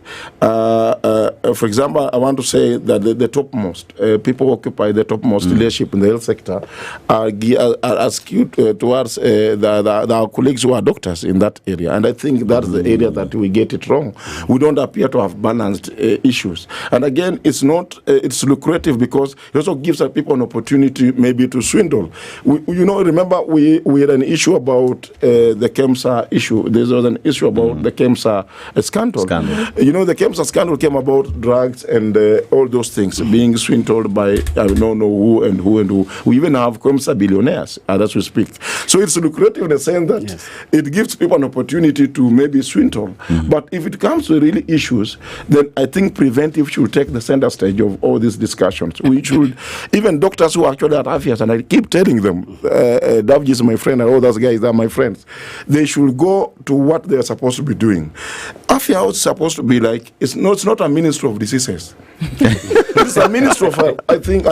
We need to have a ministry of health, not a ministry of diseases. So if we're having, good oncologists at the ministry of health, what are we doing? We're actually doing a disservice to the common people that they need to be serving at various facilities. So we need to, yes. A lot of attention is shifted to curative so that people can eat. Yes, it's shifted, and we have been conditioned to think that we need to fall sick. I think we have a problem in this country. The system that we're actually having is a system that has conditioned that, you know what, at the end of the day, you're going to fall sick. So start preparing to pay SHA in advance or do this, start preparing to die. We should not have such a kind of a system. We need to have a system that invests in making people that, we are going to live tomorrow. We are going to fight cancer. We can fight diabetes. We can fight hypertension. But if we have a system that, pay SHA in advance so that when you get, for example, chronic and critical illnesses, we are able to pay you in, for example. And by the way, even those guys, the leaders, our leaders, even when they fall sick, they're never admitted in our facilities. Some of them go outside the country, meaning they also don't have confidence in our facilities. And remember, Kenya is the most trained, the best trained brains in the healthcare in this country are actually and that's why when we have people going outside, our colleagues going outside there, they're actually taken into care of. I wanted to give an example about SHA and say that even if you look at SHA has not even purchased preventive healthcare services. Look at the whole SHA. You look at it, we talk about cancer, we talk about this, but have we purchased about issues about malaria, for example? We talk about malaria. I keep using malaria as an example. Malaria, we talk about malaria control, not treatment. Malaria prevention. Have we purchased services like indoor spraying, for example? Have we purchased services like even establishing food and water quality labs? How would that look like? Because let's go beyond prescription. Interesting, we're talking about health. Yes. But let's go beyond prescription and to actual putting the medicine in your mouth and swallowing, right? Mm-hmm. So if we say that we're looking at the procurement of preventative healthcare services. Correct. And you talk about mosquito spraying. How would that work? Do we have agents, officials who have then been resourced at the Ministry of Health and their satellite agencies to go into households and spray? Are we talking about spraying in places whereby they're close to water bodies, funded yes. at the ministry level for that to happen? Are we talking about making sure that there are water canisters in different areas so that we start to prevent things like cholera, so that clean hand washing can take place? Have we said that we're putting in public sanitation and ablution areas to ensure that there can be washing away of waste? Is that what we're talking about? Yes, that's what I'm saying. I'll give you a very good example to answer you. I want to give you a live example of what happened in Mukumu, where we had cases of food poisoning. And we had children, actually, some of them succumbed, some of them had issues. We provided a lab, a food and water quality lab, for example, in Kakamega or in a Western region. Those samples that are actually taken from Mukumu could have actually been, if SHA was purchased that, we could have established a lab, a food and water quality lab, where tests and samples can be taken from there. We take a bacteriological and chemical analysis to analyze whether we have salmonella, whether we have Vibrio there. Then we can be able to, using those results, be able to inform our decision. But look here, we don't have a lab in Western region. We have a lab, and only one lab in National Public Health Lab in Nairobi. So samples are taken from Western to Nairobi, then back. By the time the waiting time, it means that then we are going to actually have our cases actually skyrocketing. So what we are saying, SHA should purchase that some of the services, like the indoor spraying, we have people who are supposed to be, because when you're talking about controlling mosquitoes, the endemic areas where mosquitoes actually spread, and we need to have people spraying, and we need to have SHA purchase that. We need to have SHA purchase the matters to do the food lab, food and water quality labs, so that we have labs in each and every, at least, if not in each and every county, at least in every region.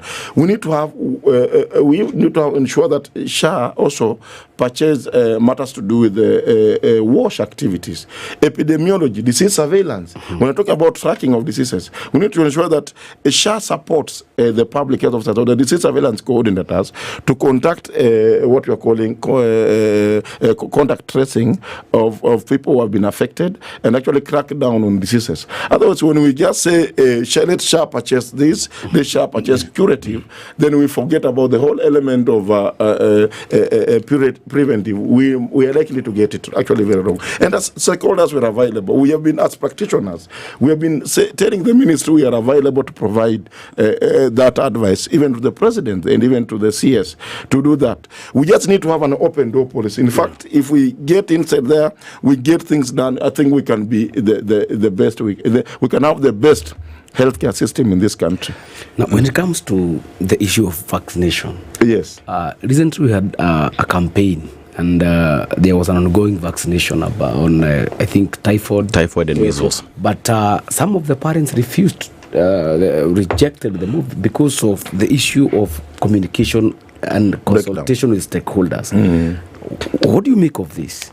Vaccination is very important. Is the cornerstone actually of prevention. Because when you are given a vaccine, for example, all of us, at one point we were actually vaccinated. We revive the antibodies in our body so that they can be able to fight the diseases. But you see, when there's no proper, what we're calling proper sensitization, I mean, there's a gap between the giver and the taker. That's where now we get a situation where we are having disinformation, misinformation. At one point, even the president was actually fighting that when you're actually trying to say, let's vaccinate our animals. And somebody was saying, when you keep vaccinating ng'ombe yangu itakuwa na shida. So such a kind of disinformation and misinformation is actually the one that drives parents to think that vaccination is bad. But vaccination, that is a number one preventive measure. Vaccination, immunization, those are the areas that we actually, as a country, we must. And at one point, we didn't have vaccines in this country. But I'm happy because when the ministry came on board and said we can get vaccines, and we actually had it. So it's a question that we need to ensure that we deploy enough public health officers, empower community health promoters to do sensitization, have open barazas, talk to mwananchi. People need to know this vaccine is for what. If it's for typhoid, how effective is that vaccine? For example, the effective dose, the effectiveness of that vaccine. Is it going? It's not going. It's not going. We need to demystify some myth that when I take a vaccine, some of them are saying I'll be a short person, or I'll have developmental issues or physiological issues. There's nothing like that, really, because vaccination is a scientific process. Before a vaccine is actually released to be used, there are processes that actually it undergoes, and actually will rule out other issues like of those nature. So it's a question of sensitization. But Brown, you see, even as we talk about a question of sensitization, you find that even whenever this happens, little is being done to ensure that this communication gets out there. You find that the citizenry are left to grapple with all this information at the same time. Because if we talk about measles, or we talk about cholera and whatnot, you find the only focus of this communication is usually around the campaign period. When somebody gets sick. Or when someone gets sick. It is not a continued process. Because one would ask you, Nairobi is a beautiful city, capital city, but cholera cases continue to be reported in this city every other day. And one would ask why. The other day I was walking outside a GPO behind that stage, and when you walk there, people are openly defecating in the CBD. You know what I mean? And then look at, so let's even go outside Kenyatta National Hospital. Outside Kenyatta National Hospital, it's now that they've just put an open, a public toilet outside Kenyatta. But previously, you'd find there are people selling foods out there. And when you want to go relieve yourself, where do you go to? These are questions we are asking. So, in terms of having this communication, perhaps it needs to change from a policy perspective, from a government level, push it to the counties and ensure that we not only focus when there is a problem, that it is a continuous process. When you say, even at EBC, there is continuous voter registration. Let us have continuous communication on preventative medicine and issues. I'll put it in two perspectives. One, there's an element of enforcement. And then number two, there's also an element of HR. Because when people retire, for example, you don't expect much to be done. But the enforcement bit carries the largest bit because, for example, the public health officers enforce the Public Health Act Cap 242. The one that now talks about, that even prohibits open defecation. I mean, you cannot be in a position or you open defecate in the open. That is actually, it's illegal. It's not actually, that amounts to pollution. It's not supposed to be the case. But again, it's a question of enforcement because look at it, and you've asked a very good question. We have, how many houses do you have in Nairobi? So many houses. You have a lot of gorofas. You go, for example, in Pipeline area, you'll get like one gorofa around 700 people.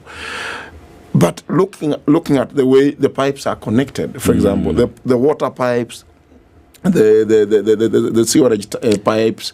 I mean, those pipes move like this. And assuming there's a leakage, or rather there's a leakage on one pipe or the other, that means there's a whole cholera. Because it's salmonella, vibro, we'll have a lot of contamination. And you might remember, that's the water that we use in Nairobi. Sometimes we don't even boil water. I mean, we don't even treat it sometimes. So, I mean, it's something is more of a structural thing, is more of an enforcement thing. But for us to be able to understand that, then that debate must also be, devolved to that common person. So we need to sensitize our people. Sure. Ask them whatever you are taking, ensure that whatever you are taking is actually good. In fact, even water, don't take water from any source. If a water boozer, for example, comes and supplies you water, for example, in your home, you need to know where is it coming from? Where is that water boozer coming from? Has that water boozer been tested, for example? Do they have the KEBS requirement? Do they have the public health requirements to be able to sell that water, for example? So what we're saying essentially is that preventative care is more about structure. Exactly. Across board. It's what are children eating? It's how are we operating even as adults? It's what the construction looks like. And that's just looking at what some of our audience is saying this morning. Edwin is saying, so the infrastructure is a big problem. How it is that we're building settlements? Are we looking at the proper passage of water? Are we looking at? I mean, I'm just going to hazard one, and just because, Aseto is here and I know that he'll allow me to say, just this week, dealing with an issue of lighting in homes and ventilation in homes and how far a building is from the water table. From the water table is true.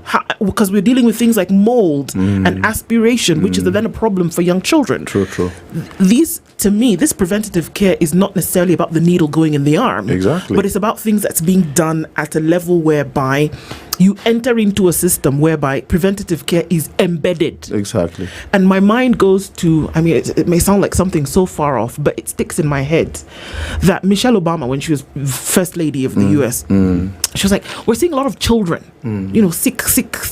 Then they're growing up and we're seeing a lot of cancer. And then she thought, you know what, the school feeding program, what are we feeding these children when they're in school? What are we feeding them? So she had a campaign whereby the food, because the public system, everybody's food in the system is the same food. So she had said the food that we give these kids, because she, believe it or not, the US deals with urban poverty as well, and said, you know what, how about we make sure that the food these kids are eating at that level is healthy food? Can we trust the source of the food that goes in? Are we going to just toss some chicken around because it's kids and we need to do it en masse, in bulk? So she was very deliberate about what that program did to then change the public feeding program at the school level. And you won't see the results today, but likely those kids 8 years ago who are graduating from college in the next 10 years, you will see cases like cancer dropping. Yes. But because of what they've done at the preventative level. And is that not the kind of structural intervention that we're talking about? But what is needed for that to happen? What's needed for that to happen? We have school feeding programs in Kenya. Correct. We have like we said, Dennis was saying, we have to wait for somebody to get sick. Then we say, oh, hang on a minute, there's cholera. For goodness sake. What about the structure in place? I'll say, as public health officers, part of our routine mandates is to continue doing what we are saying, routine inspections, routine interventions, routine continuous routine inspections to ensure that whatsoever we are consuming, whatever Kenyans are consuming, is actually up to standards. But I'll talk of a political goodwill. I'll give an example of Nairobi. Nairobi has a school feeding program being sponsored by a very good program being sponsored by the executive governor. But if you look at that program itself, the kind of the people who manage that program, it's actually going to be a problem, because really we do not care how that program is actually run. If you look at the housing issue in this country, has been an issue. We are busy building houses. We don't care whether those houses have the capacity. For example, the capacity. When I'm talking about the capacity, I mean even the conservancy, the drainage system. I'm talking about the ventilation and lighting, because most of the issues that actually happen, we have a whole component called indoor pollution, indoor air pollution. Yes. And if, for example, you're in such a place and there's no adequate ventilation of air, this true ventilation of air, you realize that you are likely to develop respiratory issues. So do we really, do we have, that's why I began by saying the president really need to have correct advisors. The housing project is a good project, but again, we need to ensure that project, before that house is occupied, we have something we call certificate of occupation, a certificate of fitness. We have to declare that the house is fit for human occupation before anybody else occupies. We have to balance the politics and the health, because if we just allow, this house has been now complete, now we launch it without really passing, being cleared fit. We actually also committing. It's going to be a time bomb in the future, because when we have a house that's occupying more than several people, we don't care whether the conservant system is actually in place, the ventilation lighting is actually okay, the water system is okay.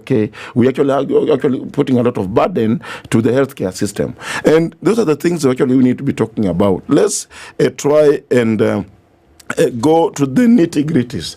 Those simple, for example, even for food to be prepared well, maybe you actually are a food handler. You need to be undergo medical certification. Have a food handler certificate or other medical certificate. For example, you're free from typhoid, for example, so that when you are cooking for us or other cooking for our children, you are not transmitting that typhoid to our children, to our food, because eventually these toxins, we call them toxins, usually, or microorganisms, usually end up in the food chain. So our main area of focus as public health officers is to ensure that we cut, or rather we delink the channel of movement. And that's what we're supposed to be doing. So really, we need to have a lot of political goodwill. We need to have priority areas, for example, in preventive healthcare, and ensure that, for example, we need to do a lot of investments in financing in public health, so that those areas are actually be addressed, and ensure that we reduce the diseases, we reduce the cancers, and we reduce even the cholera, and even if possible, we get rid of polio and all those things. And I'm sure it's possible. So if, for example, you are handed the docket for health, yes, which could be the urgent preventive policy would you take? Waziri Brown. Number one, I'll put a lot of more emphasis on prevention.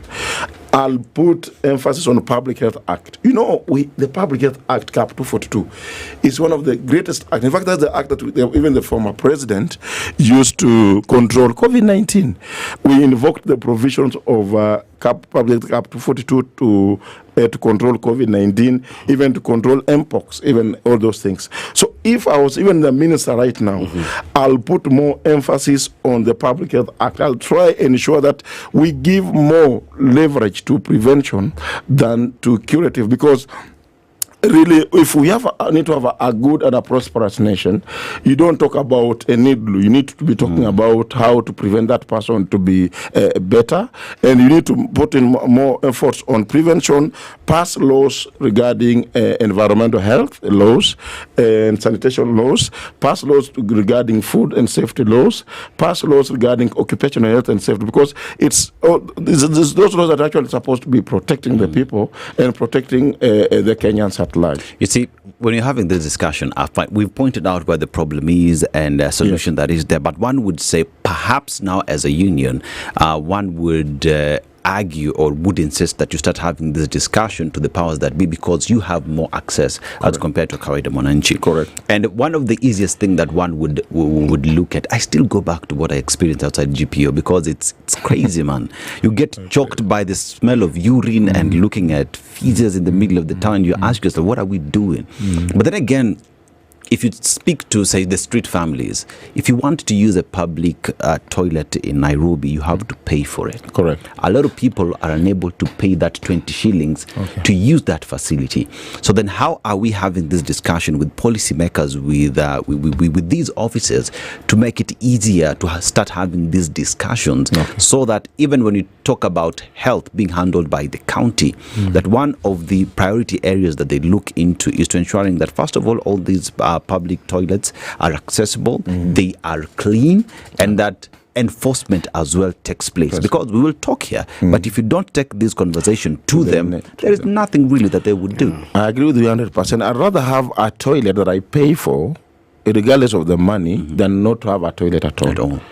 Because, like you've rightfully said, if it is what's happening at the CBD, for example, people urinating in the open and maybe defecating in the open, that is a very serious issue. And I think where I sit, I think the county government of Nairobi is doing a lot. We need to do better. I am saying we can do better. We have a lot of goodwill. There's a lot of goodwill from the governor and the rest. I think the system that the governor has put in place, he can do better. So we need to avoid such issues like overcharging people. I think we need to make sanitary facilities accessible and available for use, because really I think we need to also bring it down. Because I know they always say that money is for maybe cleanliness and maybe to pay some workers there who are actually working in the sanitary, those abolition blocks and what have you. But the underlying issue should be to make the sanitary facilities accessible and available for use by the commoners. Because if the common man doesn't have maybe the sanitary facility, that's why it ends up maybe urinating in the open. And therefore, we need to also to health educate, maybe provide health education to our members of the public and ask them kindly if you see a sanitary facility, you rather use that instead of actually trying really to destroy our city. I mean, we have a very beautiful city, Nairobi. And I mean, apart from someone was telling us, in East and Central Africa, Nairobi, really, we are proud of having a very nice, very beautiful city. We can't afford to dirtify it with open defecation and open urination. Those are the things that we need to actually tell our colleagues, the Kenyans, to ensure that we at least try to use the toilets and also try to use, once you use the toilet, also wash your hands. And when you greet people and you are actually very clean. Yes. Hey. Or you fist bump. or you fist bump, which is a more sanitary way of exactly. Yes, or you feel exactly. If we look at what we are in the throes of, what many had described as the next health emergency with non-communicable diseases, cancer and heart disease being two of those. Cancer, if we look at it, one of the reasons why it was not preventable per se is because of the cost of the preventive care itself. Correct. If we look at the two top cancers in Kenya across, it's breast cancer and then cervical cancer. The cancers that affect men are lower on the spectrum than these others. True. That go across board. So number one, breast cancer. Number two, the preventative care is the scanning and the treatment. Pap smear for cervical cancer, mammogram for breast cancer. Before, they were very expensive and still to some extent they are in terms of screening. When we look at in public hospitals, between 200 and 500 shillings to do the scan, and we can say that that's a little bit of money.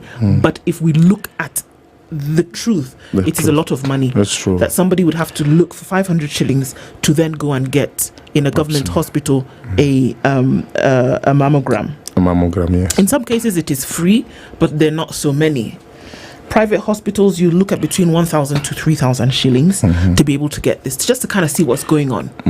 How does the issue of cost for prevention play in ensuring that we can actually be focusing on preventative care and not towards curative? And that's why we are saying we have three levels of prevention. We have the primary level, the secondary level, and the tertiary level. At the primary level, we try to ensure that we prevent. We don't want people, for example, vaccination that we've said, and things to do with healthy lifestyles and what have you. At the secondary level is when we try to prevent the disease from, for example, cancer, like we've said. Things like screening, for example. It's easier when you detect it earlier and then it's treated as opposed to waiting to go up to whichever level to be now getting those expensive treatments. But I also want to say that we have a share.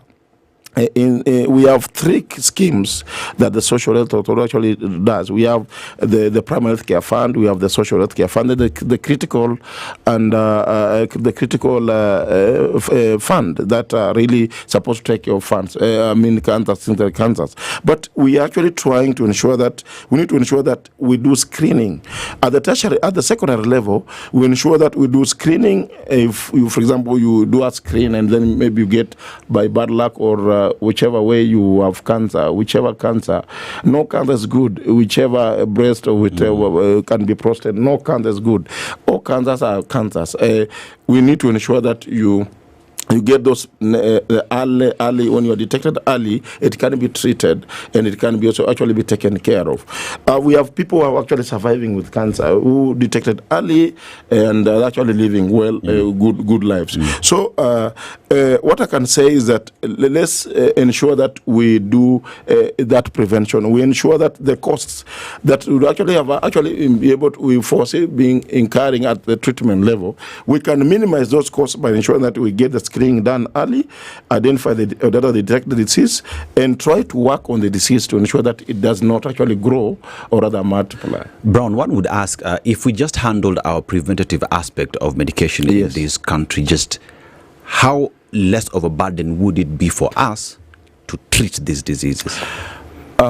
the burden of treatment will go deeply down if we handled preventive healthcare. For example, if people were sensitized, if we took this if we invested more in preventive medicine, we had more public health officers, more community health promoters, more people were actually at the primary healthcare level 1, and we are doing actually telling them that, smoking tobacco can lead to lung cancer.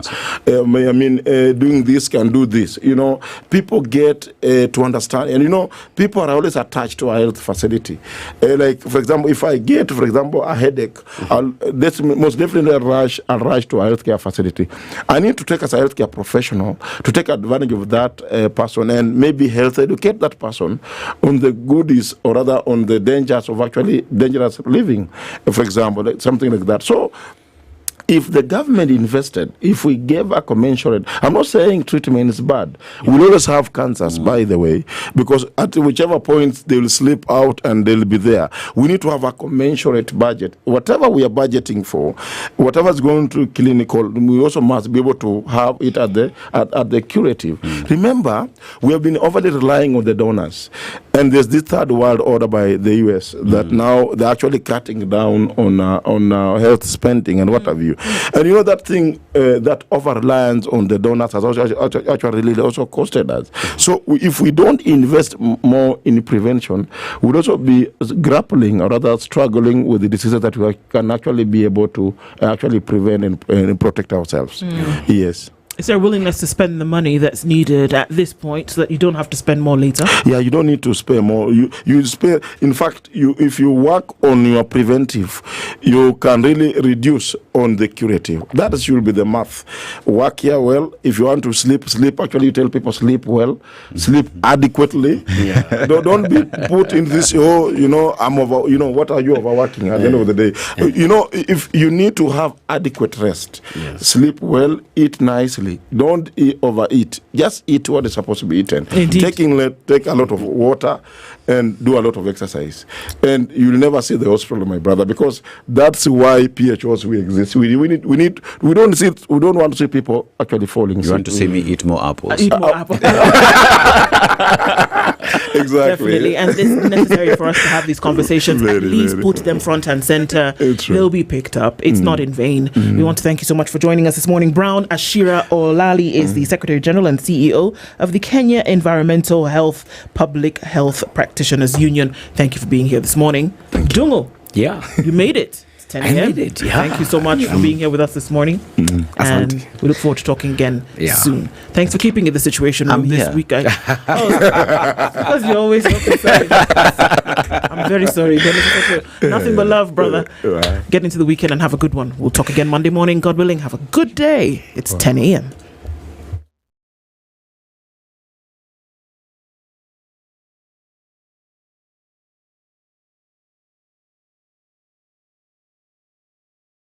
This is the Newswire. I'm Nyamweya Ubaga. Political parties begin to prepare for the by-elections scheduled for November 27th. ODM Kilifi Party activists are now